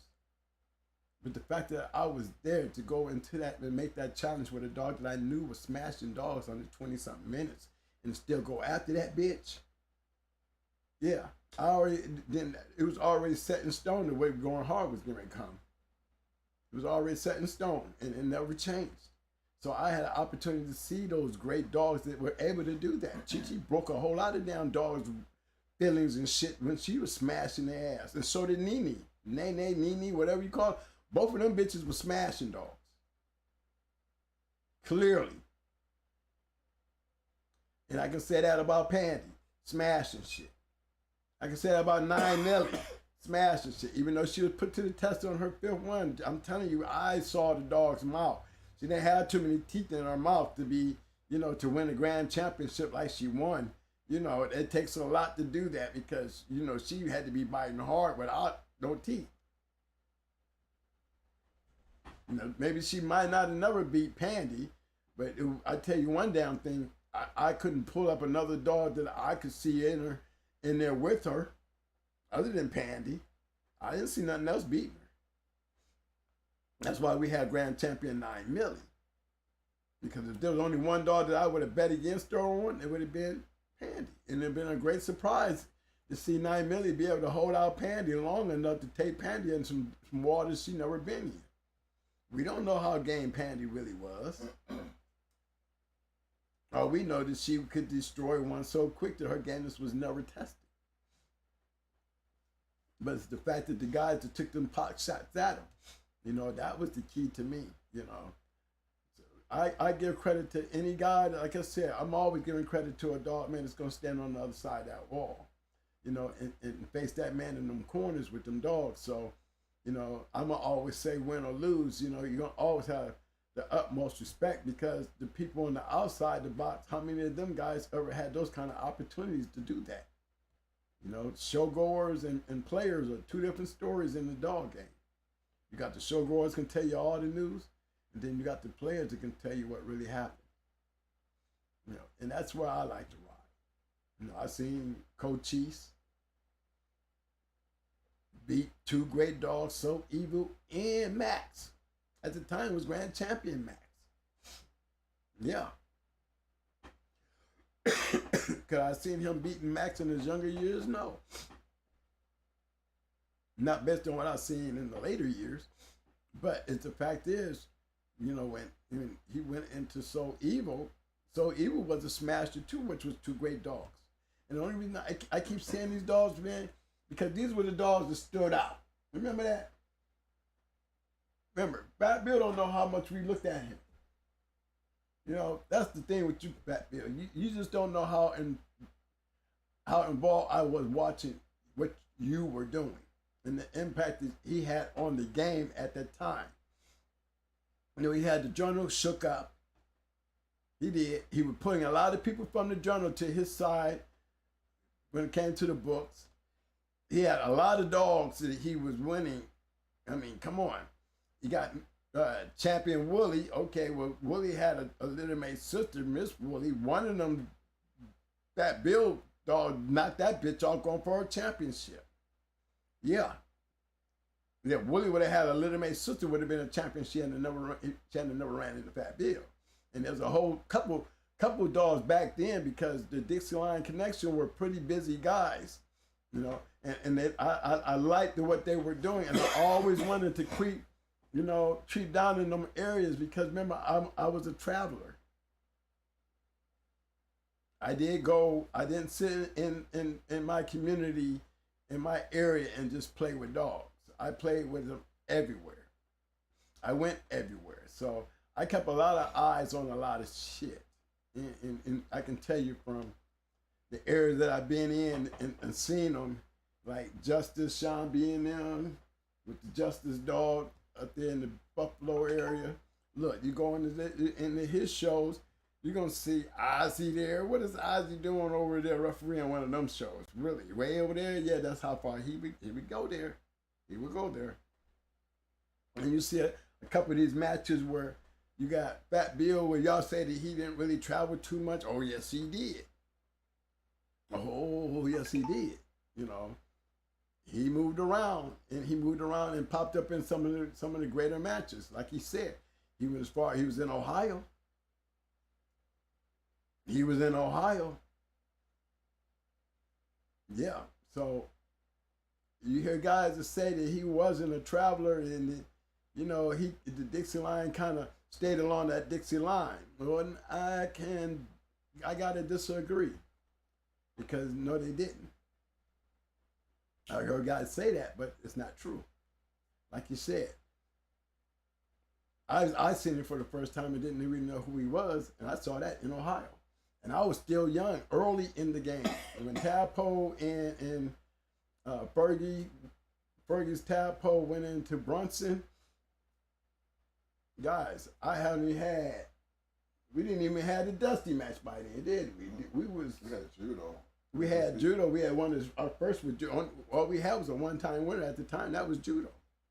That was Jughead. And that was right after the loss. And prior to that, we had lost with the 2 females, Star to BLB, Judo to Jethro, and then we lost Dusty to B Crest in a 2-hour match.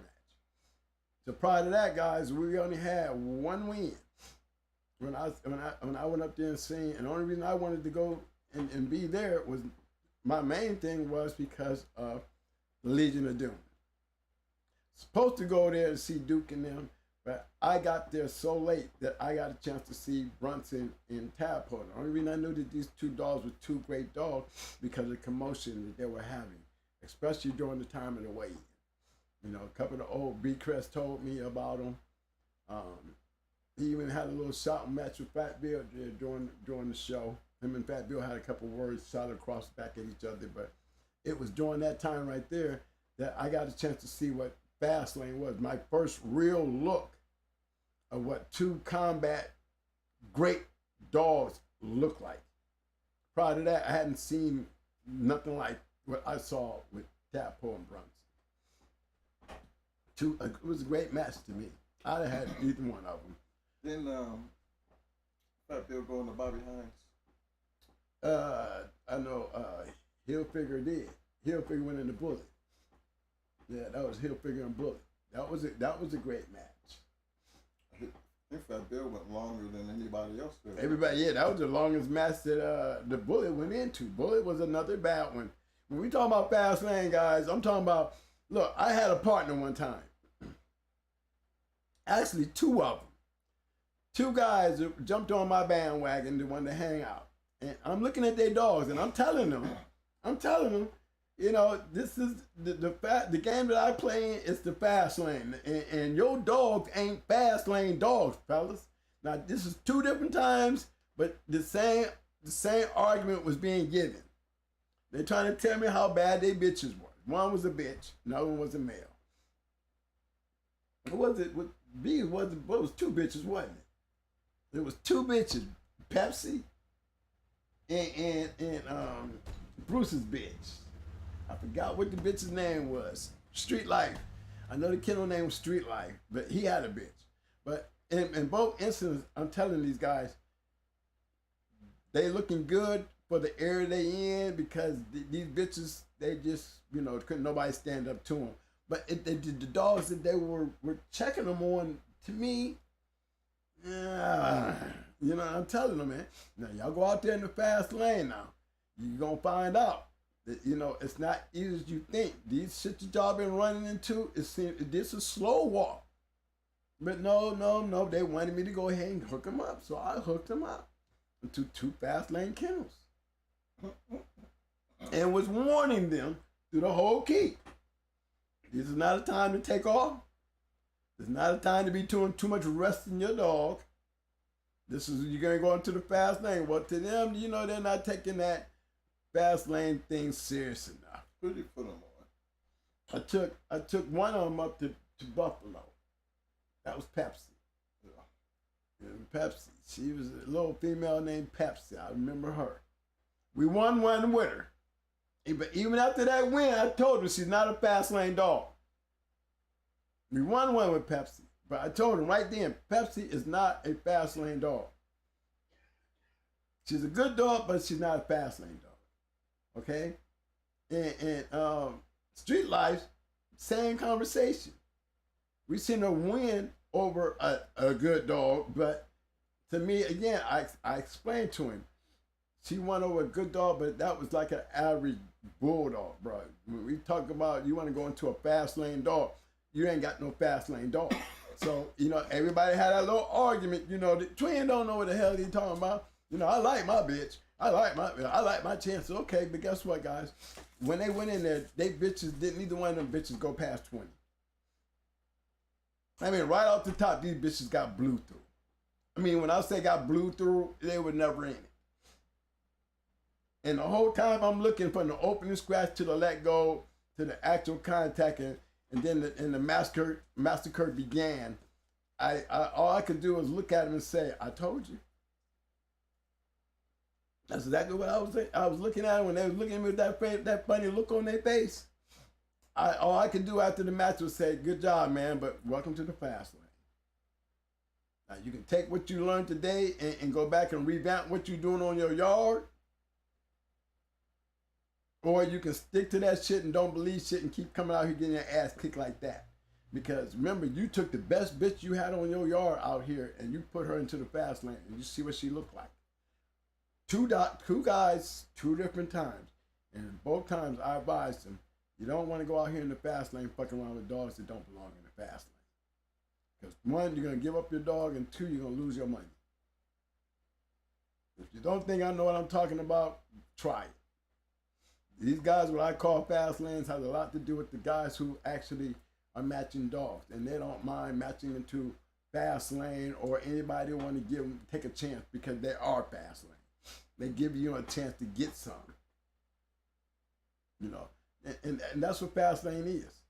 I can't see nothing about somebody telling me they're breeding fast lane dogs at their house. How do you know? Breeders. You know what I'm saying? I mean, I am one of them kind of believers. You don't breed fast lane dogs. You test fast lane dogs. Dogs don't become fast lane unless they can win in the fast lane, not be bred like they were fast lane.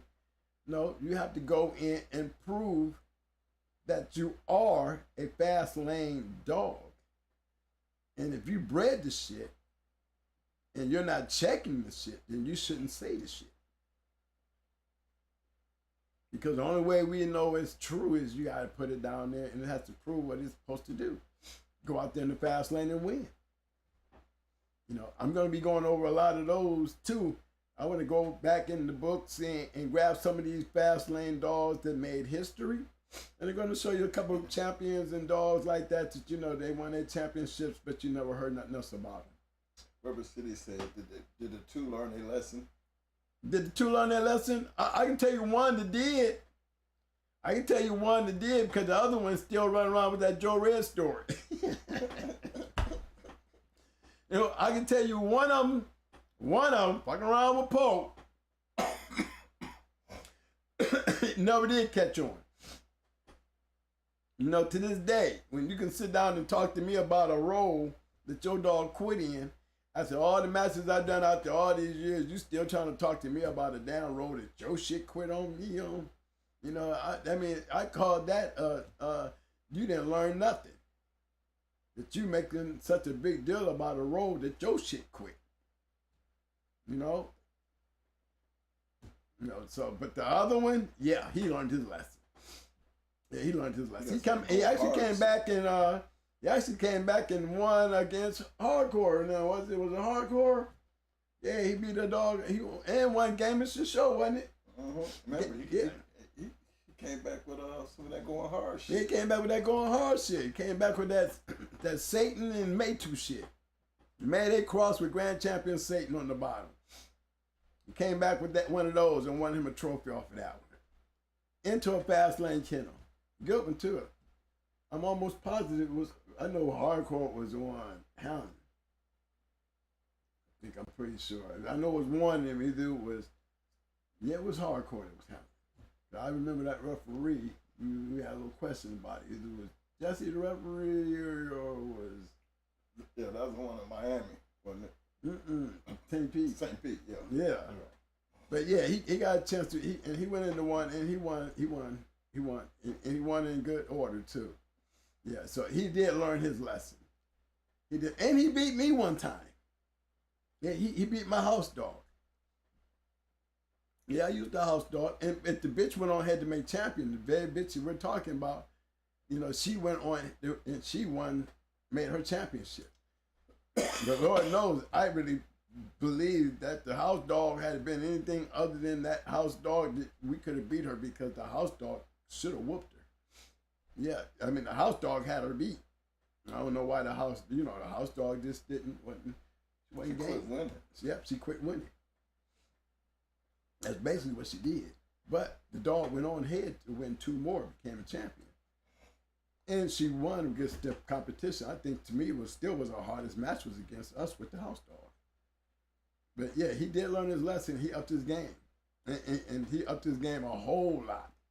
Because he started hanging around. Me and him came real close. And he learned a lot of shit from me. And he had a taste of what a going hard dog and the possibilities of what a going hard dog, was able to do because he had one and he won with it. And in that process, it really taught him about the game itself and his breeding program and what he's looking for as far as what he knew that, he could take out there and wouldn't look embarrassed like he did. Because, he took that as an embarrassment the way he lost. When he went up there, now with him, when he lost the hard way. Because right out the opening scratch where he thought he had this bad bitch, he talking like, I don't know what I'm talking about. But when he seen that bitch get cut loose and the way that bitch hit his bitch and turned into a goddamn Tasmanian devil on her, she never had a chance. And he was still saying, man, what the fuck was to this day? Don't turn me on. Yeah, what the hell did y'all do, man? Y'all set me up with some shit. No, you said you wanted to go fast lane.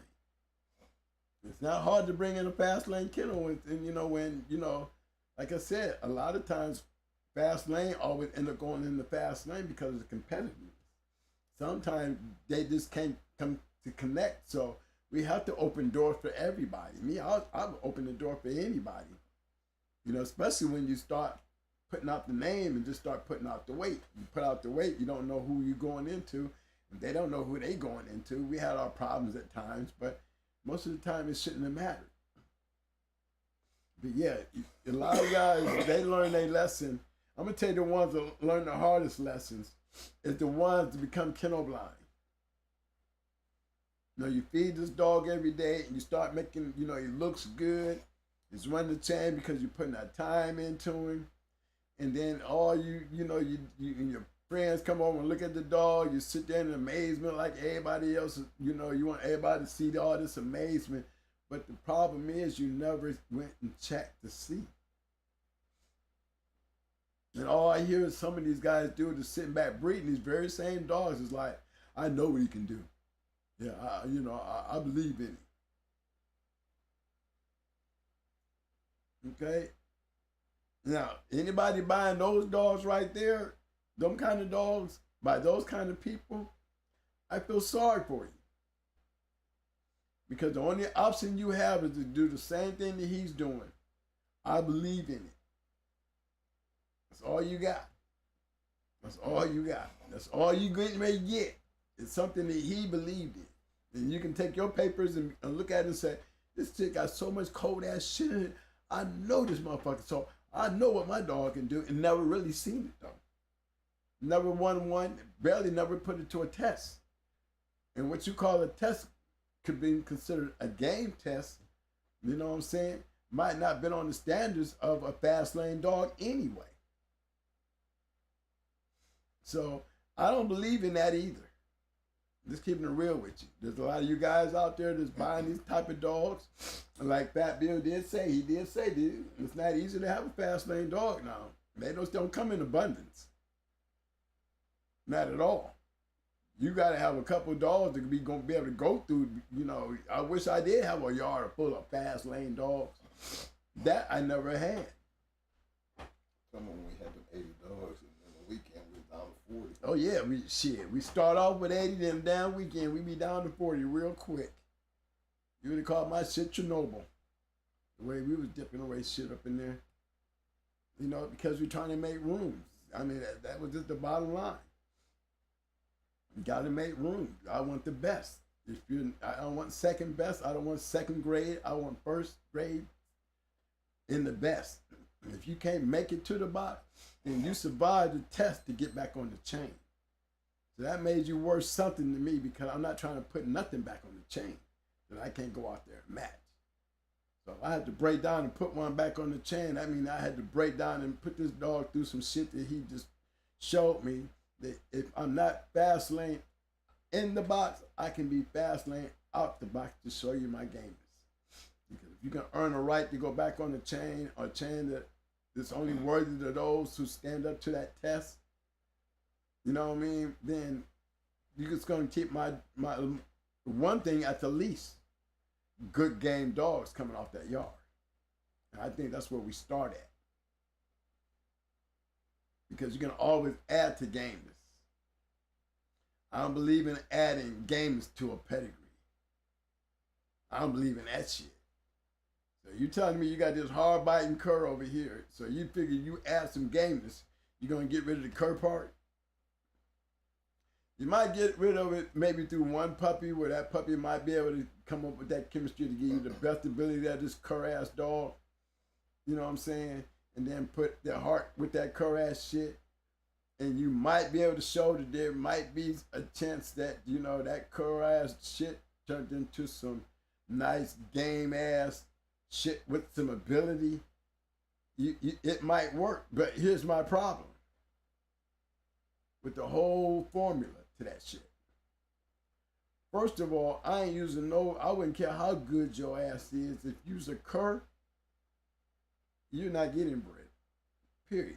I wouldn't give a damn if you was grand champion ace, back end specialist for 15 minutes, and after 15 you done.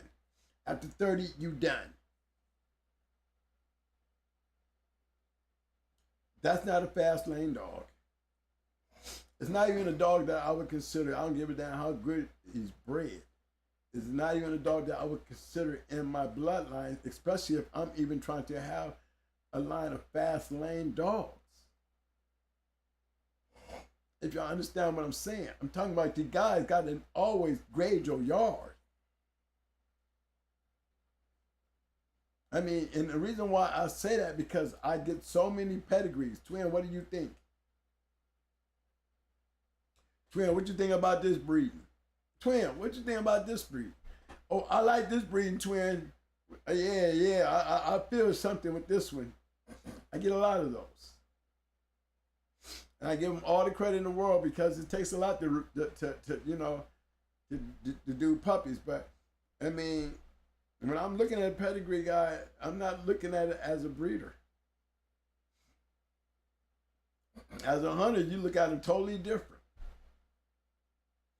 Because if I don't see the consistency there, where you have something to look forward to as far as being consistent with something that's there,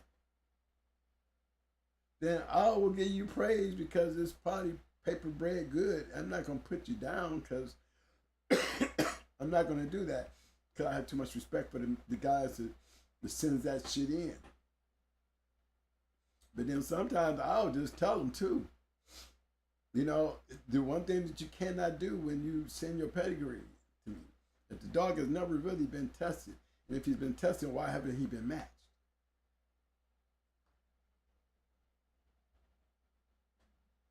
Okay, so already that eliminates you as far as being any kind of input into the movement in the historical advancement of the dog game. Remember, these dogs wouldn't even be considered American Pit Bull Terriers without the fact of the Pit Bull part. You know that, right? You can't even be a fast lane dog without the Pit Bull part of proving it. How can you call yourself a fast lane yard if you ain't matching no fast lane kennels? Or you ain't matching fast lane dogs into fast lane kennels? What? Because the way you got it bred, it can be coming from mild can, it can be coming from southern kennels. Doesn't make that dog a fast lane dog until he starts whooping on a couple of them. Or he's got the abilities to prove that he is worthy of being in the fast lane by winning fast lane shovels. You know, all matches, you might not see a one through all matches. You might see champions and they have no ones and no recognized referee. I don't take nothing away from them dogs. You know, I would like to see at least somewhere in that dog's career that he go into a fast lane kennel and see if he was really as good as his championship score sheet said he was, and prove that he could whoop a fast lane kennel, then I'm convinced. If y'all know what I'm saying, I mean, the points are brought to the table, and they're brought there at a point, guys, when you're out here feeding on all these dogs, that that you see what I see. Remember, I'm only telling you my story. And my story was I hated walking out on my yard and not seeing what we call that moving forward, being able to still compete, and not just me now, but others who's got those dogs, being able to compete with this line of dogs. And because I can't say that he's got one of my dogs, right? Supposed to be a fast lane dog, but he's never tested. He was never matched. So why would I call him a fast lane dog? You got to take them dogs, man, and put them down. Back then, I'm only speaking of the past, on what made the 90s such a major factor. It was so many great dog kennels out there that made so many great dog matches. They made so many memorable abundance of fast lane dogs that really made it, very, very fun and interesting, and to me carries more history in the history of the dog game and how it evolved. I'm telling you, there's dogs out there that probably would have killed Frisco, probably would have killed Chinaman, probably would have killed a whole bunch of these dogs of the past, man. Back in the time that I seen some of these great ones, you know what I mean? I would have loved to see some great matches like that, you know what I mean? Like grand champion Sable, she was another big, strong bitch, putting on a modern day, like a dog like Molly B. Could Molly B turn around and do what she did to 8 other dogs to a badass, old strong ass bitch like Sable or Tornado? Good questions, you know what I'm saying? Dogs of the past going into the past. Them kind of lineups. Or taking Mayday and putting him on a dog like Yellow, his daddy. Something like that. Or Lucan going into Yellow. Could he whoop his daddy? Them the kind of questions, not saying blood to blood, but just dog to dog. Could this caliber dog take that game hard to whoop Yellow dog and beat him? Because that's what Yellow was. He wasn't a quick finisher. He was just a determined winner. If you understand what I mean. He wasn't a quick finisher, but he was a determined winner. You had to beat him. And regardless of how good you were, he always had that adjustment to, he was able to beat you while you were trying to beat him. He would beat you while you're trying to beat him. That's why some of his matches went damn near 2 hours. To win the grand championship, and it went the kind of distance the grand champion Yellow put in. He put a lot of pit time in. And those are the kind of things that I'm talking about when I'm saying the caliber of the dogs. Could he ever been able to do that now? With the type of dogs that's out here, with more guys is stuck on that, the smash and grab thing and fuck the games. A lot of you guys just believe in this smash and shit. All this hard biting shit. The dogs with a lot of ability. I give it to you, you're right, but in the fast lane, you're not gonna win that with that mentality. You're not. You're gonna run across one of them great kennels that they can beat you long or they can beat you quick. And that's the problem you're going to have. Okay? It's like my brother said earlier. We never intended to ever go 3 hours or anything. When we went with Dusty 2 hours and something, we wasn't planning on going 2 hours. You know, you hear guys say, well, I don't like that kind of shit. I want my shit to get in there. Well, look here, man. You going to the right damn people, you're going to learn a lesson real quick. You better start trying to put times behind your shit. Because you know what? That be the time that you find out your shit ain't as tough as you think it was. Because a lot of times them guys that don't like that shit be the ones that lose in that long distance shit. Because once we pass your barnstorm, you're in trouble. Yeah, so guys can sit there and say that, you know, you got them kind of dogs and go in there and scrap and destroy one, then you need to have you a 9 milli, a Pandy, a Jigger, a Queen of Heart. You need to have a Brat, one of them kind of dogs that's going to walk in there, and regardless of what the other dog is going to do, they're going to walk through that dog. That's fast lane. And then on the other hand, you got to remember, even with those kind of great dogs, you had great dog men coming in with their great dogs trying to whoop those dogs. Remember, it can't be a great show without a agreeing party to join them. So for those agreeing parties that have such great dogs to join that, to see if it was true, you got to give it to them because they are part of the history, whether they won or lost. There's not too many other guys who can stand in that category of those guys and say they've done that. How many of you guys ever ran into a real champion, a fast lane champion at that? You know, I mean, they these days, you know, based on historical notes being coming up through the years, you know, a champion is really nothing to be beat these days. A full-time winner is nothing to be retired as a full-time winner. I mean, you got one more in you? I mean, at least one more? No, it's not that easy to get 5.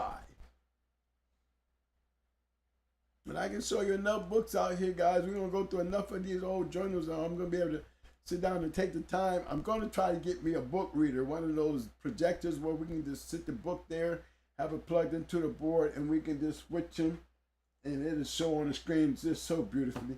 You know, I got my twin on that. You know, he handles all that shit. I said, Mike, is there a way that I can do that? And guess what? Next thing you know, Mike going to be having it on the show. He's going to be able to sit these journals up, and we ain't going to have to be scanning them and putting them on the desk and putting them in the computer and loading them up. I need something where we can just do it quick. So, I mean, and the reason why, because I want to break it down to you guys and show you why the historical points to these journals were so important. Remember, we touched bases in just a couple matches in Fat Bill's book. And in his book, he's more detailed. I want to share those stories with you. You know, because they're so interesting stories. You know, when you don't have those kind of stories to speak of nowadays, then all we have to do is speak of these stories of the day, and it gives you an outlook on what was really looking like during that time. You know what I'm saying? And a lot of the questions, guys, that y'all want answers to, they're in there. They're in there to be answered if you want to face the truth and want to know the truth. Are you willing to go in your backyard and clean out your yard knowing that you ain't getting nowhere? How many breedings is it going to take before you finally get you a winner? And if you do get your winner, what's the chances you can take that winner and win 3 with him? These are all the questions we ask of dog men, not breeders. Because breeders not nothing without a hunter. His yard is useless without a hunter. Don't ever let nobody tell you anything different. It's us hunters is that we need good breeders. But it's the hunter that makes the breeder what he is. Without him, the breeder's nothing. Because I don't give a damn what he's breeding on his yard. If he's not out here winning in somebody's hand and he's not winning with him, why are we fucking with him? I mean, we all agree, right? I wouldn't give a damn how good you breeding your shit. If that's all you doing is breeding, you know, it's got to be somebody trying to do some winning. And the best you have to give us is, you know, I'm still trying to get my dogs in the right hands. Then as a fast lane guy who's looking at what you just said, then I'm looking at the dogs that are getting out, then that's where your failure is. It's not the fact that the dogs are not getting in the good hands. Most of the time, the dogs are getting in the hands that can't do nothing with them because there was never shit anyway to do anything with. You don't want to hear that part, but it's the truth. It's the truth.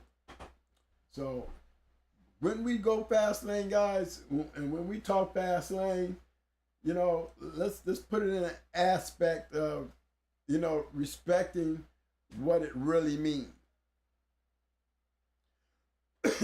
I can consider myself fast lane now, but I can tell you there was a time that I wish I was fast lane, and the only way I can become fast lane is I have to continue going in the fast lane.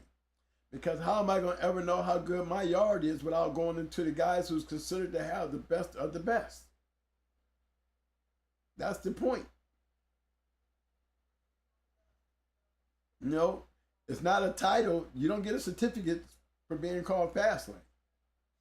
Your dog don't get a certificate for being considered a fast lane dog. The only values that we can get out of either one of those statements, the only value we can get out of that is the fact that they were fast lane. And as long as it's fast lane, what better way to carry that into a breeding program? Dogs that you have been proven to be fast lane. I would rather take a chance of the consistency of having more of that than a dog that's got a pretty pedigree and I know what he can do. I'm just gonna breed mine. You know what I mean? I wouldn't touch you with a 10-foot pole. And it's because if you're checking at home, but you're not checking the game. The only way you can be considered fast lane is you got to be doing fast lane shit. The fast lane shit has nothing to do with breeding and how a dog is bred. It really don't.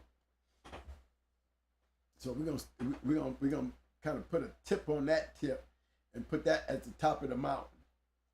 If you're not matching into fast lane shit, then don't look to be consistent on having fast lane dogs if you don't have one to even start off with. If you're only going on breedings and a hope and a prayer, and a major point to what moves this game forward in the history, then what can we expect?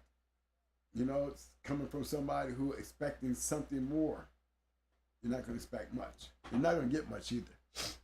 What you got, Mike?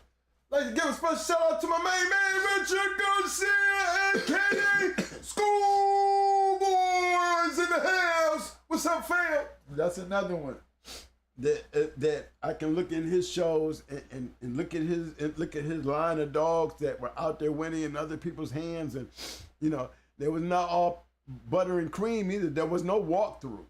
Okay, these were fast lane dogs, and they were going into fast lane competition. Like I said, I can sit there and say, look, if you can win 85% of your yard can win, that's only giving you 15% loss. So you're always ahead in the win category. So always remember that. Even the great ones have to lose at some point. No, I mean, I've never heard of an undefeated dog man yet. Anybody, you heard of one yet? I heard we talked about one. Well, for the Kennels, he went undefeated on. He would have to show me that list. That he was that undefeated going into fast lane Kennels, because it's really hard to do. I've seen him go on stretches. We had a stretch. You know, you had those stretches, yes. And these stretches aren't easy. But I'm at the same time, you know, I'm sitting in the category this date and time, being through the life that I've been through with the dog, never being even thought about being somebody that could sit up behind a podcast and sit out here and tell y'all my story. You understand what I'm saying? And my story consists of nothing but fast lane dog, man. That's why I'm able to sit here and tell you what I did. Because I learned from fast lane dog,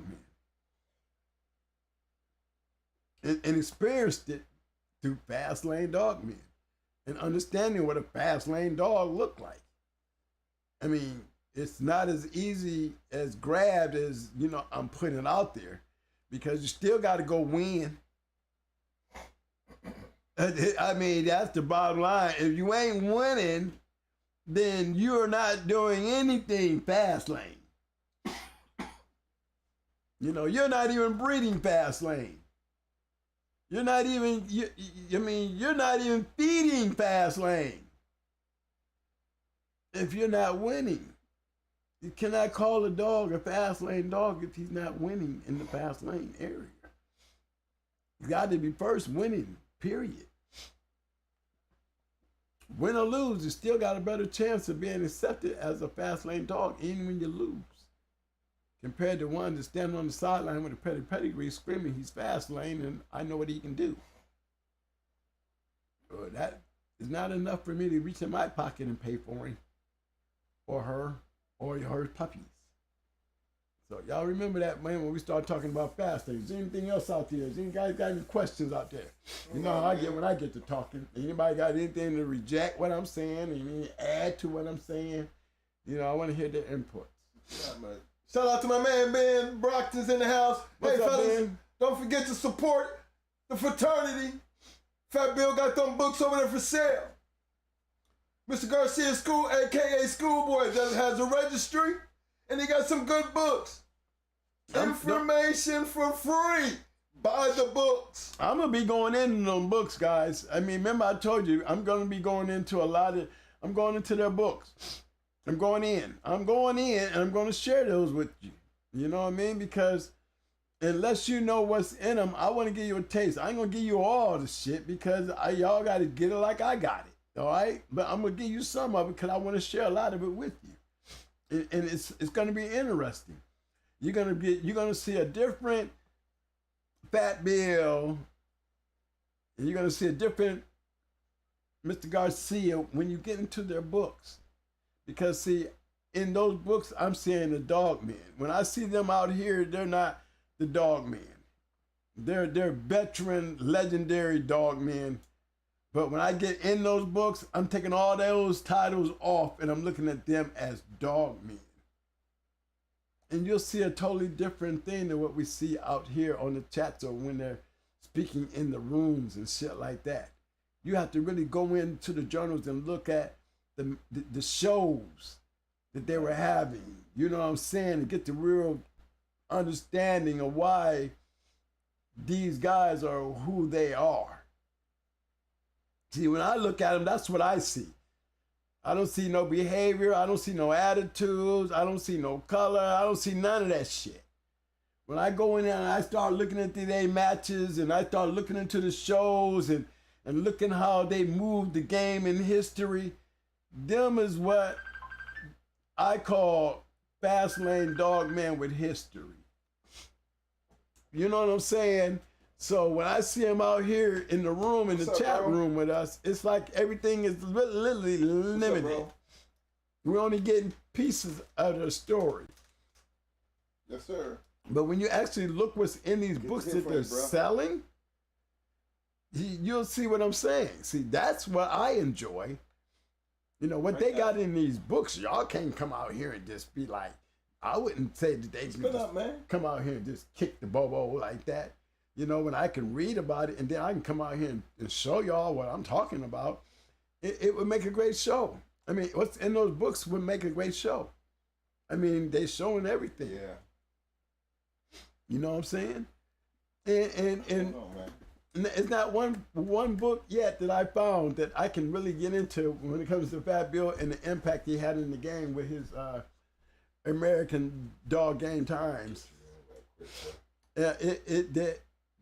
Guys, I mean, to this day, we're still using POR. we still using his concept of points in some cases on how guys consider their dogs champions. You know, some of you guys are calling y'all 3-time y'all sires, you know, PORs, and your numbers ain't adding up right. Some of you guys are calling yourselves, you know, champions, and Fat Bill say a male ain't no champion. The journal changed the rules. But a lot of you guys, you know, y'all still going on the 3-hand game rule as far as a dog making all win as a male with 3 wins, when that rule been thrown out as far as the journal when Fat Bill started talking about 4. And the journals agreed. So they went up to 4. So a lot of these all-1 wins that I can find 3 champions but can't find that 4th one, check out what I'm saying. Hey guys, that's who I got on the air. I got my big brother on the air. That's right, Ram. Ram, can you hear me, bro? Yes, sir. Salute, OG. Hey, man, I'm so glad to have you on the show, man. I'm ready to stick up a picture. I'm ready to throw up a pedigree. I'm ready to do something to go ahead and cut this thing off to you, because I done said enough. Let another fast lane man speak up. Oh, yeah, shit, man. Just came here, blessed to chat to y'all brothers right quick, man. Shit, let's do it. I got a couple little minutes before I got to get to the second gig, so shit, we can run it up. Hey, man, I was talking about, I was talking about some of the dogs, right? And I ran across a few of y'all dogs, man. I didn't know y'all. Okay. I didn't know y'all was out there that busy back there, man. First of all, I didn't think they had Negroes in that area. Okay, that's the first surprise. Oh yeah, it's a whole bunch of. You know what I'm saying? You know, I talk a lot of shit, but I don't be bragging, man. I Right. got a lot of dogs, bro. A lot. I only lost 5. Right. You feel me? They did at least 5 times more than that. You know, and a lot of them in a row, which is. You know, I like to just kick back, man. You know, I ain't never been no big bragger like that. It's cool when people find out, though, you know? Right, but the thing that I like about it is, you know, the mentality. Even now, you know, we enjoy when you speak, because it's like you come at a little different, you know, straightforward level than us older guys.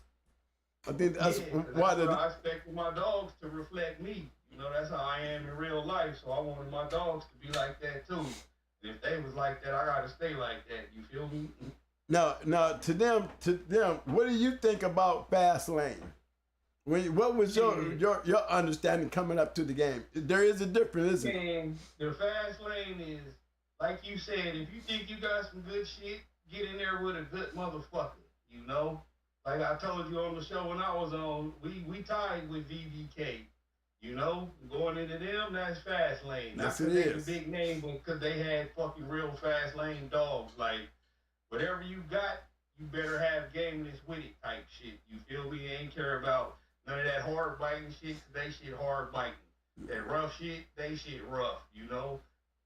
So a lot of the time it comes down to that gameness, man, and that's when you really get to see. Because you can get in trouble real fast in the fast lane, man. It's like if you driving slow on the freeway and jump into the passing lane, you can get smacked. That's right. The best analogy of the fast lane I could give you. Fucking around, you gonna get hit. You got a fucking Honda, don't line up with no fucking V8. and point well given, man. I'm glad the way you put it. Like I said, we enjoy when you talk, because it's more, you know what I'm saying? It's straight to the forward shot to the younger dog, man. They need to hear it that way. You know what I'm saying? Especially in these times when they're doing more breeding. Too, you know, because you could get an understanding to the younger homies. Just be direct with them. Right. Know? They appreciate that. They're not stupid. You know, a lot of these youngsters these days smart as fuck. You know, they just need that proper guidance. So you just shoot straight with them, bro. You know, be a man and tell them straight up. Like, you know, how our grandparents was. They didn't give a fuck. That's true. Now, a lot of them push a lot on this breeding. What do you think? Do you think that the future is coming to more of a breeding thing more than a fast lane proving thing? Well, I just think it's that time and period of the game where the breeding thing is coming back around. You know, everybody used to want to be a breeder, you know, when I was coming up to when I got into the fast lane, you just see that time of the game, you know, like you'll see a bunch of hard mouth dogs being bred. And when they start losing the hard mouth game dogs, then you start seeing the gameness come more into play. And then you'll start to lose some of those traits, so you'll start going back to the hard mouth shit to bring you back. It's just that point in time in the game, it's just, we could see more people doing it, but like, you know, in the past, the bullshit breeders gonna fall off. It's hard fucking getting good dogs and getting them into the right hands. And it's also hard if you're a novice breeder to get, and you're lucky enough to have good dogs to maintain them, to properly house them, to keep them from killing each other, to know what the fuck you doing, you know? It's a lot going to this shit. It sounds easy when we saying it, you know, but it's a lot that go into it if you want to just be a breeder, you know? Right. So, yeah, I see it a lot, though, man. I've been seeing it since I've been in the dogs, bro, and got out of them, and it's still happening. So, it'll fucking fall off, and the real always gonna rise to the top, man. You know, that's why it's not a whole bunch of fast lane dogs and fast lane dog men. That shit is hard as fuck to do. And I always say, if we don't know them directly, we know somebody who know them, because it's not a bunch of us. Right. That's true. So appreciate it when you get up there. Don't fucking fuck your chance off when you get up there being arrogant and shit. Just appreciate the fact you fucking made it and enjoy it. So what do you think? Without a breeder, is it possible for a breeder to produce fast lane dogs without? If you get them in the hands of a fast lane dog, man. Okay, good point. Without anything other than that, you can't fucking do it, bro. Tell them again. Unless you a fast lane dog man and breeder, you know. That's the point that I need you to push across, bro. Because so many guys, I felt like they missed it when I was saying it. But the way you just put it, I just need you to say that one more time, man, because you said it so beautifully. I hated to cut you off, but yeah, bro. But that's just real shit, man. Like, unless you fucking a fast lane breeder and you out there in the lane yourself, you gotta get them in the hands of fast lane dog men, because they gonna put it to the test and give you an honest assessment of what you doing and what you got. And if you that breeder, you gotta be honest enough to take the good and the bad with it, you know, because you can improve the bad, but don't just get stuck on the good, because the good don't last forever. You got to keep striving to make that good better, bro. You know, like you asked earlier, because Luke Kane whooped Yellow. As far as breeding go, he's supposed to be better than his daddy and his granddaddy. That's So right. if he couldn't whoop neither one of them, what is the point? Is my philosophy on that, you know? You That's can right. be just as good, but I always want it better. If I made champ in a total time of 30 minutes, I'm looking for your son to do it in 25 minutes. It's true. Into the same competition, a lot of time into the same top shelf cats, because they want some revenge. Exactly. But with the breeder, if it ain't been proven, it ain't proven shit. Am I correct? You absolutely correct. I mean, who is it proving to besides your yard? That's You right. have a yard full of game dogs, but if you ain't putting them out there really to really see where they at, it's not finna happen.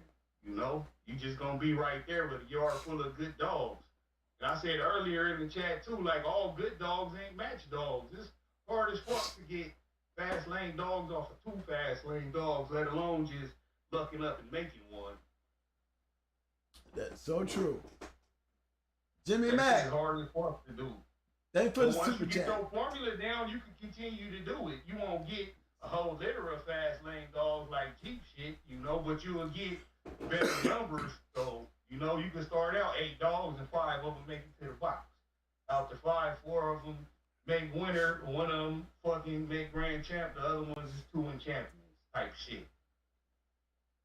But that's even hard as fuck to do. That take years of fine-tuning your breeding program and being in the fast lane and learning not only from your wins, but from your mistakes you made too in those wins, because you could always win in better fashion.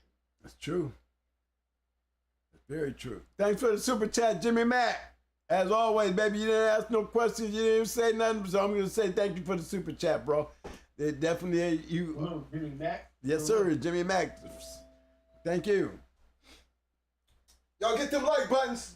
Don't forget to, on the way out, if you ain't done it already, hit that damn like button. Shit. And don't forget, we got Ram up on here, man. Y'all got any questions to ask him? I'm trying to tell you, this is the time to get him in.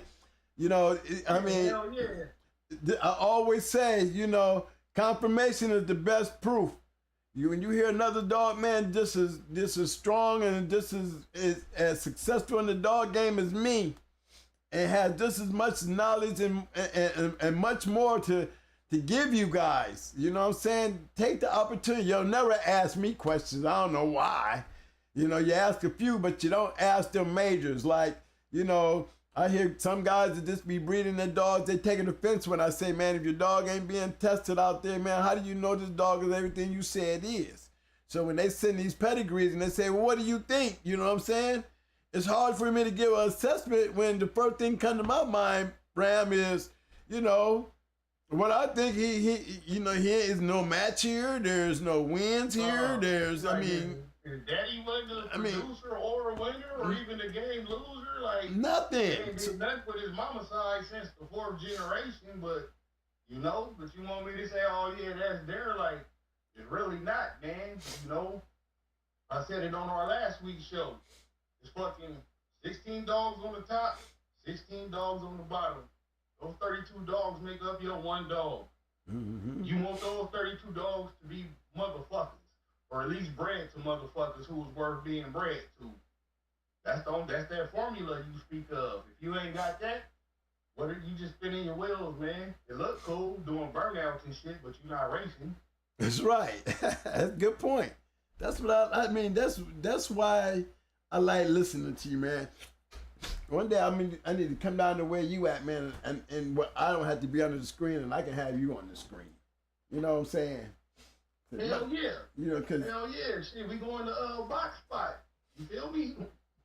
Well, we all keep saying we're gonna go to box spot because that's the spot to go. You know what I'm saying? Because we might be some silly. We might get over there and be some real silly motherfuckers. Because you know I'm looking to be real silly when I get with him, for real. Yeah, me too. Get mine like Honduras beach body on. You know what I'm saying? Hey man, I'm gonna go on my own keep. Doctors is not making me feel any better. If anything, they tell me I'm going blind. So I'm gonna go into my own keep, fellas. So I'm gonna be looking out. I'm gonna be reaching out to y'all. Cause when y'all start seeing me show up on the show with this skinny face disappearing, and me starting to look like I'm getting guns and all that shit. If I die trying to get big in my keep, at least I'm in a keep. Hell yeah. You know what I'm saying? That's right. I'll die in the keep. So he died in keep. That's right. That's right. I can't. Hashtag bulldog. Thank you. That's how I'm feeling right now, man. Because, you know, if I keep sitting here watching them tell me, they're going to depress the fucking shit out of me because everything is going downhill. And they're not doing enough to bring it uphill. So, you know, a dog, man, we see this in our dogs all the time. Hell yeah. We don't practice medicine. We actually use it. We actually use it, damn right. You know, if it takes me to take my dog off the chain and start walking my damn dog to get him to start filling back up because just feeding him on the chain ain't working, I guarantee you take his ass off and start feeding him and walking his ass, you'll see that dog start gaining weight. Am I right, Ram? Hell yeah, that motherfucker started filling out like he on the level 4 yard and they still got weight. You see what I'm saying? But that's the kind of situation I'm dealing with right now. You know, I've been sitting on the chain, just doing the medicine thing, and it ain't getting me up. I'm looking worse. I'm just looking like a motherfucker on medicine now. Yeah, it's just keeping you alive. Right. No, I got the... That's right. Now, Future Kennels, thank you for the shout out, my friend. You got much respect, OG, Twin 1 and Twin 2, OG Ram, salute. Salute to you too, bro. Thank you, Future Kennels. Need to see more of you, man. Boy. Hey, good looking, man. Did he got a toolbox yet? Yeah, he got a toolbox. He deserved one. Good holler on, man. I like them salutes to us, fellas, because that makes me think that y'all are paying attention and respecting what we saying and what we trying to do. And you know that go a long way, especially when you step up in the super chat with nothing to ask but appreciation, and that's what goes a long way to me. You know what I'm saying? I do this through appreciation to y'all. So whatever you give back to this game to me, man, it ain't doing nothing but making another day easier for me to get back out here and keep sharing this with you guys. You know what I'm saying? You know. Yeah, be able to be privy on these type of conversations, you would have to been a 5-year Fast Lane Dog Man member. So y'all lightweight, you know, lucky. that we get to get this fucking platform to broadcast the game we had, you know? Ain't that the truth? Because it sure as hell wasn't around back then when we was doing it. Well, I said, man, boy, could you imagine? Hell yeah, We you was had to be invited to be around just to sit around and get the game and just talking and hanging around other dog men. man, I would have every journal that came out every month. I would be sitting here doing a newscast on that shit. You know what I'm saying? Every journal, just going through the matches and showing the great shows. Oh, now you can come up here and talk to people who was in that fucking journal. Exactly. Now we can talk about it like you know, like what, you know, and the breedings. I would like to bring some of them old breedings out there, man, that was $300 and $500 with them great dogs, and let's go into Pairs Online and see what happened with them. Did they ever go forward? I mean, let's go look at all these puppies that were being sold in some of these breedings. Let's go on Pairs Online and see if there's anything that ever developed off of them. You know, those are good contents and interesting things to show and share with these guys. You know what I'm saying? Hell yeah. Because before be the dogs that we see is great. Now we wish that we could have fucking even get them close in our pedigree. Like, was it alien bullshit? OG Schoolboy could have bought for a couple $100.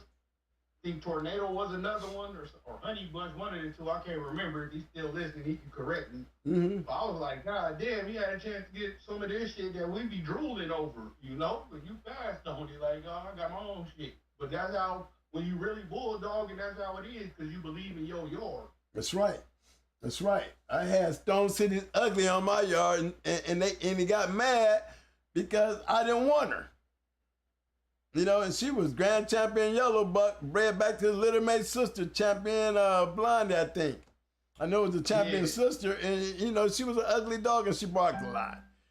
But they, you know, they really, they look, when you tell somebody to come and get a dog to them is so important. You know what I'm saying? And you tell them and you don't want it, they, you know, they take that kind of personal. You know what I'm saying? You would want a dog like that on the yard. I wouldn't even breed the bitch. Yeah. But you go out there now and look at that Stone City Mayday Cross shit, right? And you'll see that ugly dog in there, man. And the first thing that most guys say, well, I remember when Trent was talking about that ugly dog produced some badass dog. Well, at the time, we was producing our own badass shit. You know what I'm saying? Yeah. We didn't need an ugly on our yard. We wasn't trying to sell puppies. You know what I'm saying? Everybody that's listening, every serious dog man you will meet got the same story, bro. Like, we got our own shit. You feel me? There's no knock on the greatness of that other dog, but what I need your shit for my shit great. I just put this whole shit together for the last fucking 8 years. That's right. I don't need nothing. My shit fucking rocking and rolling now. No. It's no diss to the dog. At all. That's right. But every fucking successful dog man has done that, bro. And don't feel bad about it at all. Hey, Ram, I got a question for you. Hey, Ram, this question is from Damian Johnson. He says, what do you think of all the Garner stuff out there today? The experience I had with the Garner stuff, it all sucked. You know, I had shit straight from him off the Earl Jr. shit. Didn't do me no good. Shit from Frisco, but that's just my luck of the draw with the dogs, because there's people out there doing good with it. So it just all depends on the strain you get and the person you getting it from, you know? Because he got a bunch of bitches, and he can just breed a champ to a bunch of bitches, and the champ gonna throw something regardless. That's true. Do enough breedings. At that point, it's a numbers game. So shit, I don't know, bro, really. You know, I had bad luck with it, but I seen motherfuckers do great with it. No knock on them, it just was my luck of the draw. I didn't see no real Frisco dogs until I got some real Frisco dogs, you know, and I seen why people liked them.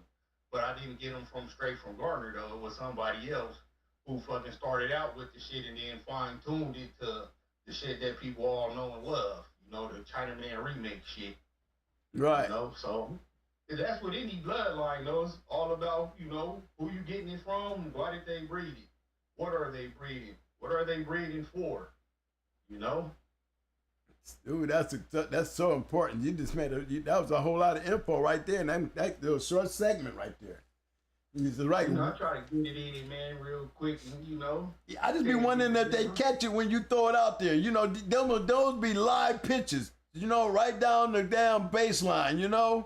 And I hear so many, man. I hear so many guys call me and say, "Twin, I'm telling you, man, it don't seem like they get it." And I'm like, man, you see, just because I don't know why guys say that when they don't understand. There is a lot of real dog man that watches this show.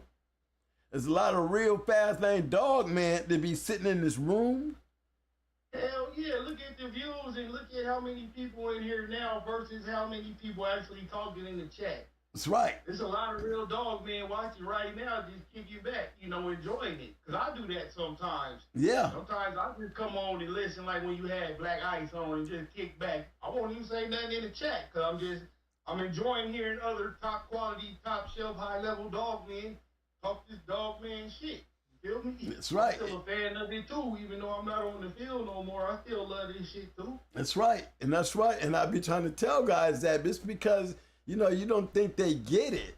There's a lot of guys that need to hear it again because there's a lot of new people. And I said, sometimes we go backtracking because, a lot of things we did in the beginning of these podcasts, we were still young. And there's a lot of guys that has not gone back and worked their way all the way back up to now. We have followers that have done that. But there's a lot of guys that had not went back and seen those interviews with all my brothers up on there. You know what I'm saying? And them great jewels back there, man. A whole lot of jewels back there. If you working out or walking the dog or whatever, just go and press the motherfucking play on that shit and just let the playlist run. And that's good shit back there that you might have missed that can help you further your shit as far as being a top shelf dog man go. And it don't necessarily got nothing to do with handling, condition, or breeding. It's just little tidbits that come to mind when people talking dogs, That's right. That's right. Hey, I'd like to give a shout out to my man, Balls Deep, a.k.a. the Crippler. He says, attention twin 1 and 2, absolutely do not do a cycle of any kind of juice. It will put you in a very bad situation. If you're interested, fam, I got something that's going to work for you. That's balls deep, man. Balls deep. Balls deep. I'm going to go balls deep with you, baby. All right? You know what that means? Over there, balls deep. That kind of piqued my interest. Yeah, you know what I'm saying? I'm going or juice or what? He said, don't use no juice. He got something else for you. Okay, then. I'm saying though, is it like dick pill juice or motherfucking get swole juice? Hey, like a dick pill advertisement.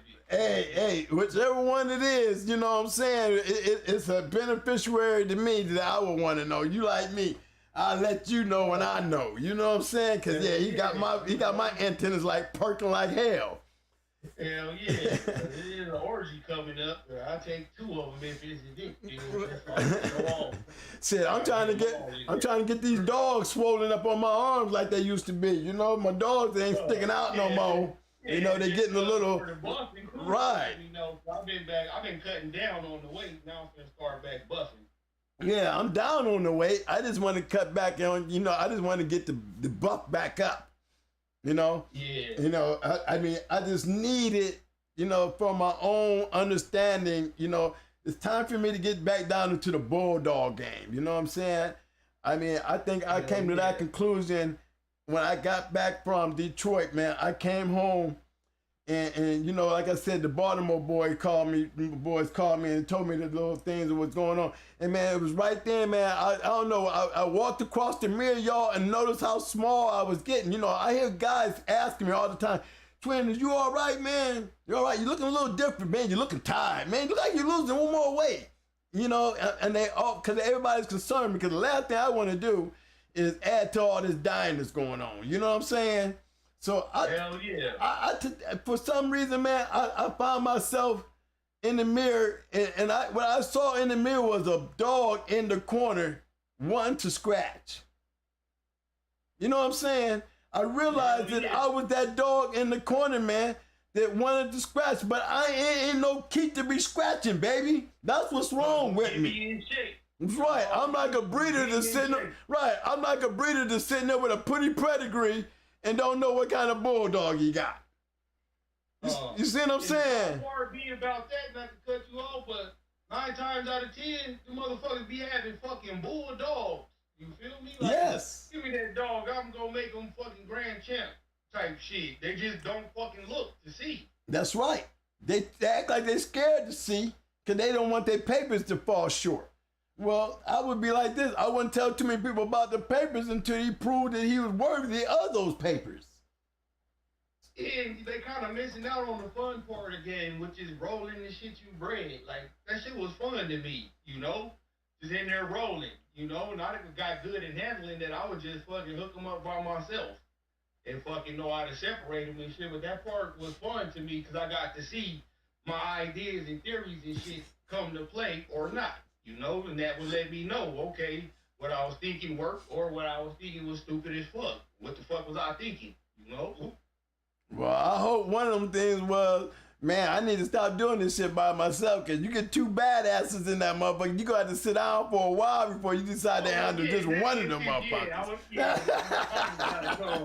You know, right? That's like breaking up two motherfuckers on the yard. That's right. Nice. That's right. Hell yeah, you know what I'm saying. I trying to get stabbed, but hold on, y'all tripping.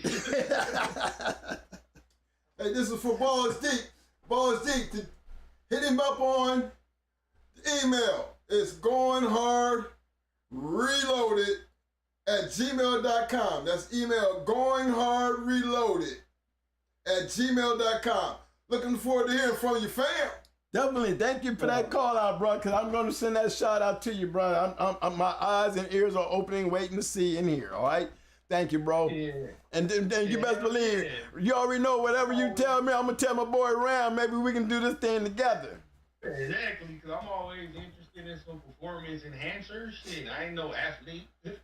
Yeah, now I was looking into that thing, man, because I got a lot of questions about my use of roids back there in the day with the dogs, and I was trying to tell a lot of these guys that, hey man, a lot of these guys be running around here talking about they don't use that shit, but I'm gonna tell you the truth, fella. I guarantee you, like 90% of the dog man was using roids. Hell yeah.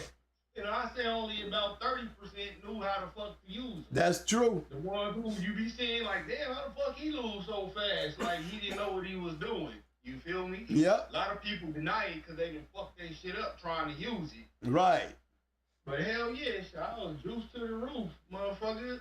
Me too. Now, I hear these guys talking about it makes your dog run hot and all that. My thing is this.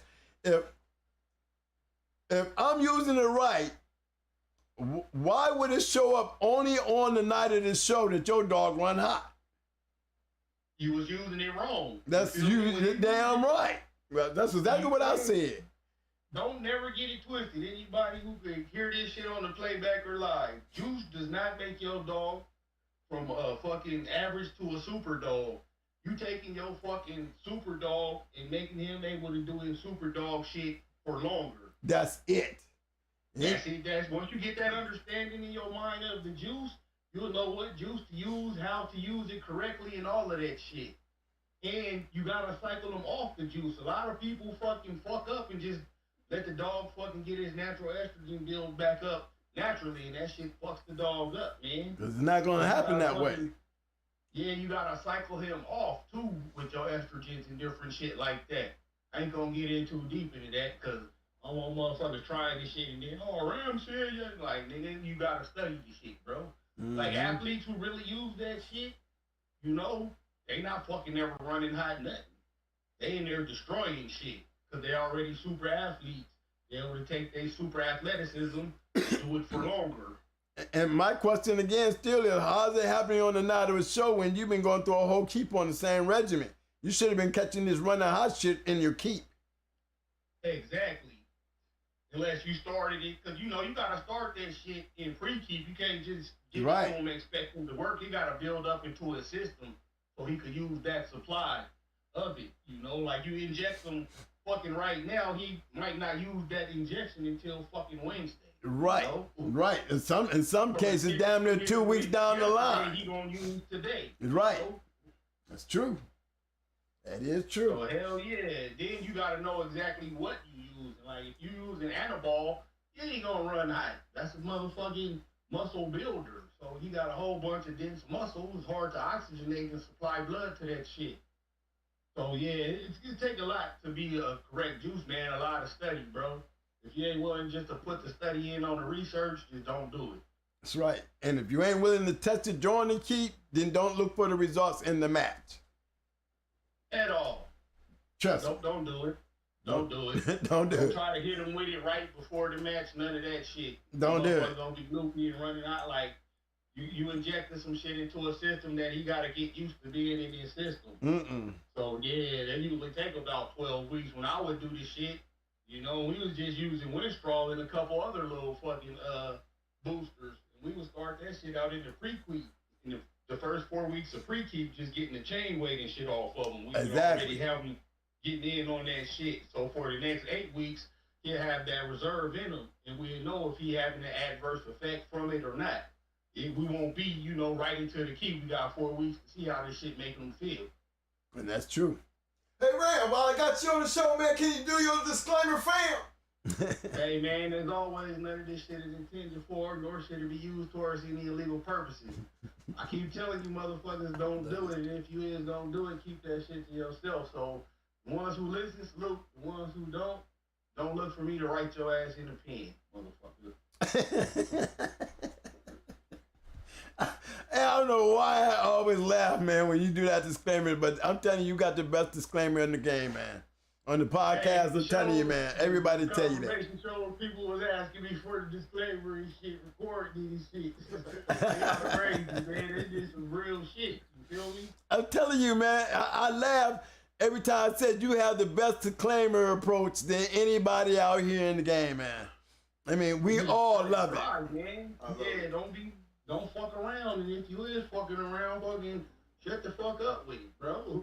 Exactly. In the history of gangsters, all the gangsters got cracked because somebody was fucking couldn't shut up, whether it was pillow talking in public to a motherfucking somebody, or just talking. You know, you only do like, if you ever seen Goodfellas, great. You know Uncle Polly. If you haven't, go watch the shit after the show. It's a dope show. Uncle Polly would not talk on the phone. And when he did get on the phone, he'd cover his mouth like on fucking the other mob joint. You feel me? That's real shit. He only talked to people who he knew he could fucking talk to, specifically dealing with that issue at that time. You feel me? Mm-hmm. So if you ain't fucking talking to motherfuckers like that, don't talk about it at all, bro. If you wouldn't say the shit in front of the police, don't fucking say it online. Don't say it on the phone. You got it in the WhatsApp messenger or whatever, delete that shit, bro. You feel me? Yes, sir. Hey, look, fellas, we coming to the time of this part of the show where I'm telling you now, I need you to do what you do. I need you to give me thumbs up, thumbs up, thumbs up, thumbs up. Yes, My sir. souls, my souls, my souls. Roses! Roses! I need some damn roses! To all my blue moderators in the house, for all the newcomers, to all my old fam members, show them how you do it!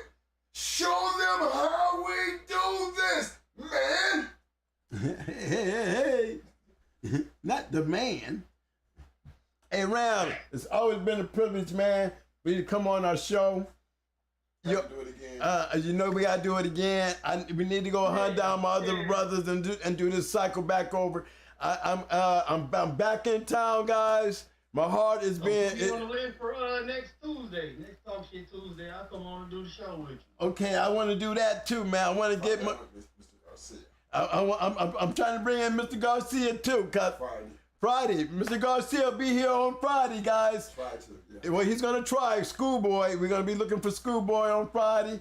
I'm gonna be bringing my big brother back, Ram, on the following Tuesday. We're gonna try to bring back. I'm going back after my big brother Boone. I don't know where he at, Rasta man at, but we're gonna find him. We're gonna bring him back out here.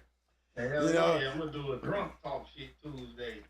Drunk game dog talk. That shit was funny as hell. Oh my God, that shit was the funniest, man. But look, the two biggest ones that they love the most, they love the integrity that Schoolboy brings to the game. You know, he's like our older brother. You know what I'm saying? He's nice, calm, laid back, so scientific. But don't fuck. Don't tell you if you fucking up. Right. Exactly. So, and then you got the wild guys like us. You know what I'm saying? They can't do nothing but help love us because we can go. You know, we part of the damn, the stars in the sky. Cowboys. Right. You know, we still cowboys, man. We still meet you in the center of town, high noon. We drawing on 3. You know me, I'm going on 2. Good point as always. That's what I love about you, man. I mean, this is why they love you like I love you, big bro. Hell yeah. So I really appreciate coming on. Get off, long live Dina May. The motherfucker that did that tour, I hope you get butt fucked and stabbed and threw over the tier, but survive so they can keep doing it to you. and for my family to heard that, I know y'all high-fiving the channel with that one, okay? I know. Man, my family have been watching our show, man, like never before because of y'all, man. They hear this shit. Because it's love. You know? Right. There ain't no bullshit. This shit like a real fraternity. People who fuck with you every week, you seeing here is the ones who gonna keep fucking with you. You feel me? So that should be real, bro, because, we all felt that. So that could have happened to any one of us, and it has happened to us. Yes. And the good thing about it, man, that really made me proud to be amongst all those people when I'm, now I'm there in front of all these people, man, and to sit there and watch the love that they gave to our show. You know what I'm saying? To the show. Oh, yeah. We ain't nothing but, we're dog men. Who would think, the love would come so strong about some dog men? You know what I'm saying? There's no contribution to putting points up on the board when you was in the game to now you announcing the game. That's right. You feel me? Right. People love a retired athlete who commentates, so that shit is the love is the same, bro. And the family recognize that, man. They recognize that, and they recognize the chat room, man, and the respect that they had for us, and the respect that you gave to my family, man, and the love y'all gave to my family. Man, my family was blew away. Listen to me, guys. When I say they were blew away, they always respected the twins for being the twins, okay? That's just something normal. But what they're not used to, man, is the love from the people. They see us do what we do. But that's my crew. That's right. Your crew gonna love them. That's right. And that's what and you know what, man? That's what they called y'all. They called y'all. You and y'all, that's your crew. Them is y'all peeps. And you're right. Them is our peeps. We are family. Yeah, bro. Because you gotta think, this shit is free and all that, but motherfucker, the time that people take to spin and fucking get in the chat and talk and ask questions and super chat and do the views, that you can't fucking pay for time, you feel me? That's true. So they paying with their time, so if they willing to fucking spend some shit that they can't get back ever in life, that mean they really fuck with you, bro. That's right. You're so true, bro. So There's no refunds on time, my nigga. None at all. And I really appreciate that, guys. Did we get them muscles? Did we get them nuts, man? Let me see this, man. Yeah, I need to know. We gotta show my boy the love. Oh yeah, as always, I should have known. I go through that chat, them chats, man, at the end of the night, man. I usually take me the next day because I'd be so tired. But when I go through them, man, I'm always laughing. I'm checking out my moderators. Damn it! Moderators, if you got blue, I need to see them thumbs up. I need to see them damn muscles. I need to see some goddamn roses, moderators. Moderators, y'all are the kids of this show. Y'all are the big brothers and the guardians of this show. Out of all the people that's in blue, we should always see and hear from you because you are the goddamn nucleus of what makes this thing work. So show it and give it. Like you the headers on the engine. That's right. Y'all the headers on the engine. That's right. Without the headers, we can't race. Represent my moderators. I got a whole room full of them. Damn right. Y'all stand up and show out. This one salute to yourself. All the rip rap out, because for a troll, that's intimidating. You come over here and it look like a whole bunch of Crips in the room. Look at that, where y'all from, homie? Goddamn shark speech. I mean, we got a Shark Tank out there, man. That's one thing I love about this room. We got a hell of a Shark Tank out there, man. And it gets the respect that, you know, I would expect to get from this room right here. That's why we call it Going Hard Reloaded. Because it's nothing here easy to come walking down through these damn dark shark waters. You know what I'm saying? Well, no. No. Nothing less than a bulldog. You better come and you better, damn right, you better be tested before you get here. You better be tested. These chain spots is close. You can't even walk in between these chain spots. Hell no, these game spots, I'm trying to tell you. Thank you as always, big bro. You know where you at? Thank you as always, big bro, for coming through. I know we're gonna make this thing happen. We're gonna set up and get ready to get this thing started. Already, man. I seen, if you're at the pop up, chop it up with y'all. Glad y'all was back, man, and doing all right. You got through the hardship and you still scratching. You feel me? As always, big bro. Nigga get bent down, but he still scratching. Hey man, we're gonna do. Hey Mike, come on over here, man. We're gonna have Big Bro take us out the door today. Okay, hold on, man. Hold on, Big Bro. Hold on. We're gonna give you a breakdown to go on. Right quick. We're gonna give you a breakdown to go on, Big Bro. Come on, Big Bro. Let's bring it to the show. Bring it to the end, Big Bro. It's your show today. Let's do this. Yeah, Yeah. I'm in the camera now. I'm in the camera. Let's do this. Yeah, y'all know what we always do.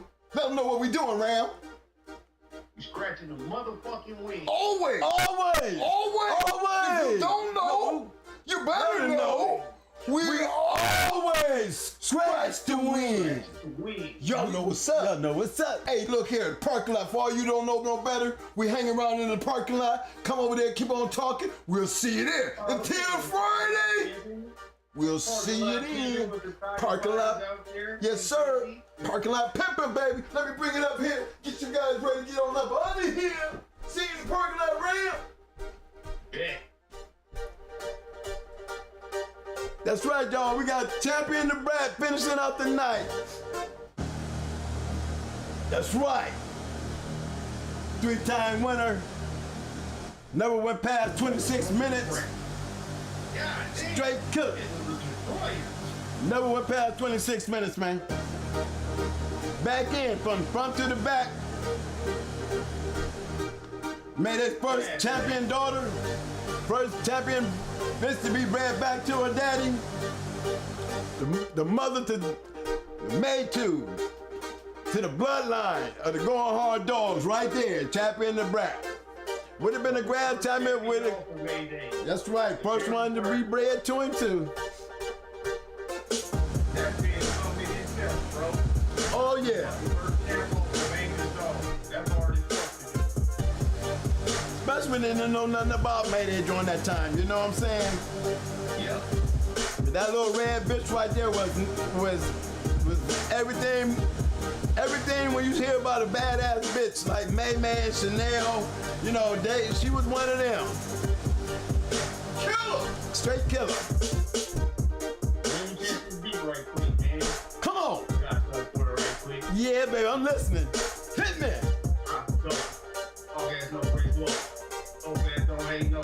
My niggas don't hate your ass, no. So, my shit is nasty, your shit is nasty, trash it, don't wanna be, I'm just a happy, savage, grabbing, stabbing, so, slow for you, that's automatic, kinda just know I got to have it, I'm too real, don't fuck ratchet, nasty, mattress, ashy, I'm just the baddest, my jack through folk, your shit average, my check through show, don't keep grabbing, I might kill a hoe when I go 6 savage, damn it, whoa. Y'all fucking with it or not? Yeah! We listen, got it, baby. Damn! Hey, wait till you hear it. You gonna like that. Come on. Oh, yeah. Told y'all got something pretty deep, man. Don't be fooling around with this shit.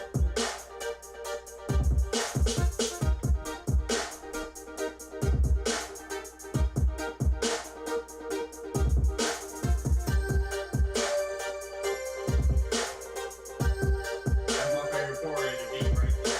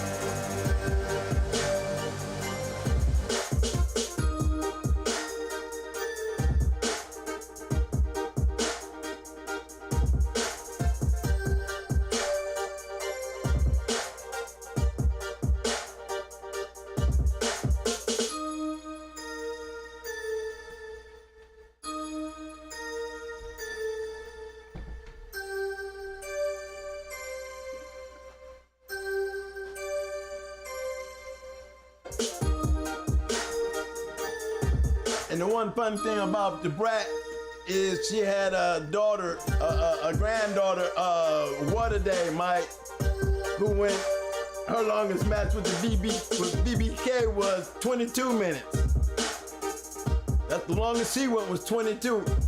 Grandma went 26 and her granddaughter was 22 and she looked just like her, except she had a little bit more white on her than Brat. But they looked just alike and they fought just alike. Back in. Champion. That's Champion Water Day. That would have been May 2. Brat's son being bred to a Stone City Grand Champion Yellow Buck Miss Nico breed. Being bred back to Brat's little made brother. Come on. Y'all go ahead, ride out. We'll see you on Hot Mic Friday. Till then, we be parking up. Baby. Cole got me fucked up on there, man. Yeah, I was wiping my nose. I tried everything in the car to keep my hand off my face. Shout out to my man, Hasman Lionheads in the Hills. What's up, fam?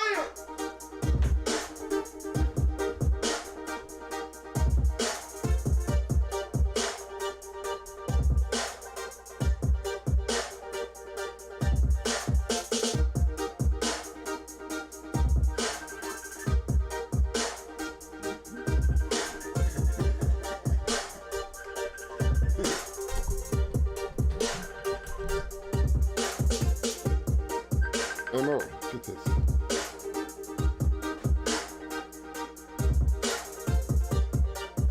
Is it on? Yeah. Hey, I'm here. Can you hear me?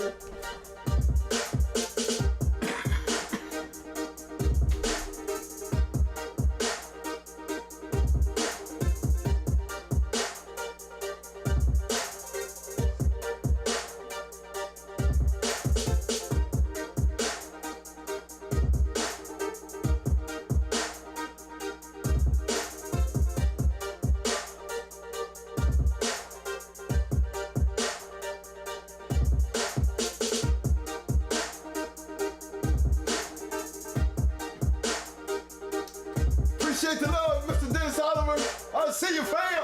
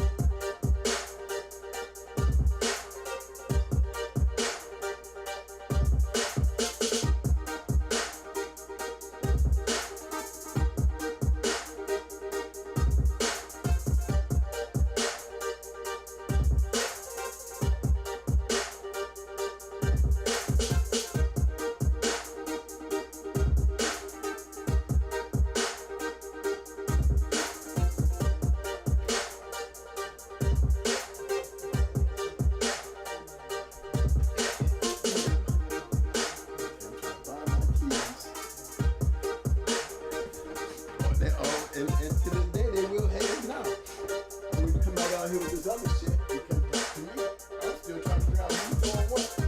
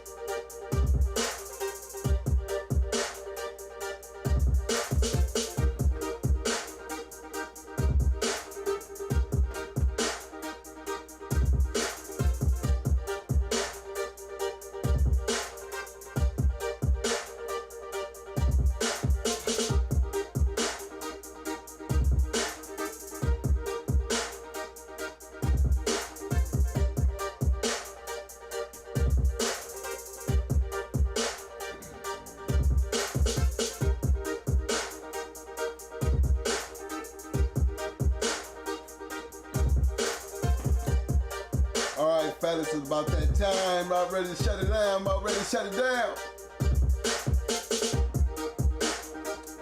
It's good to be back. Yes, sir. It's good to be back. Appreciate all the love. Special shout out to my chat. Salute, fam. Everybody hung out in the parking lot. As always, salute.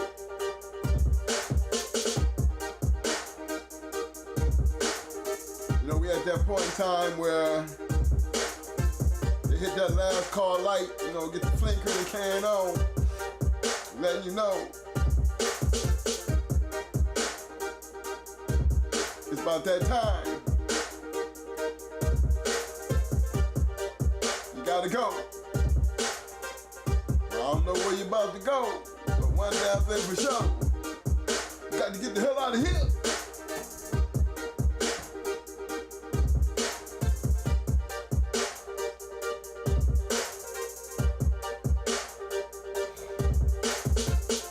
Hopefully everybody found something you might like about tonight's show. Don't forget to hit them like buttons.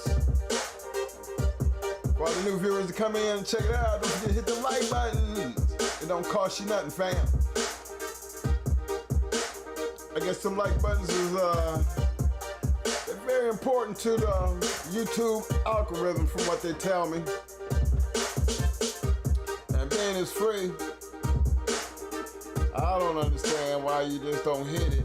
Because I've been more conscious of paying attention. I'm hitting like buttons every time I go and see a video. Cause I understand the importance of it now. Prior to that, I probably was doing the same thing y'all was. Go watch the content and then move on to the next one. So I'm just a little bit more conscious of hitting that like button. So appreciate for all the people who watch the video. Appreciate all the donations, especially on them super chats. Appreciate it more if you go ahead and hit that like button. For all the new subscribers, for the new viewers who haven't subscribed, don't forget to hit that subscribe button.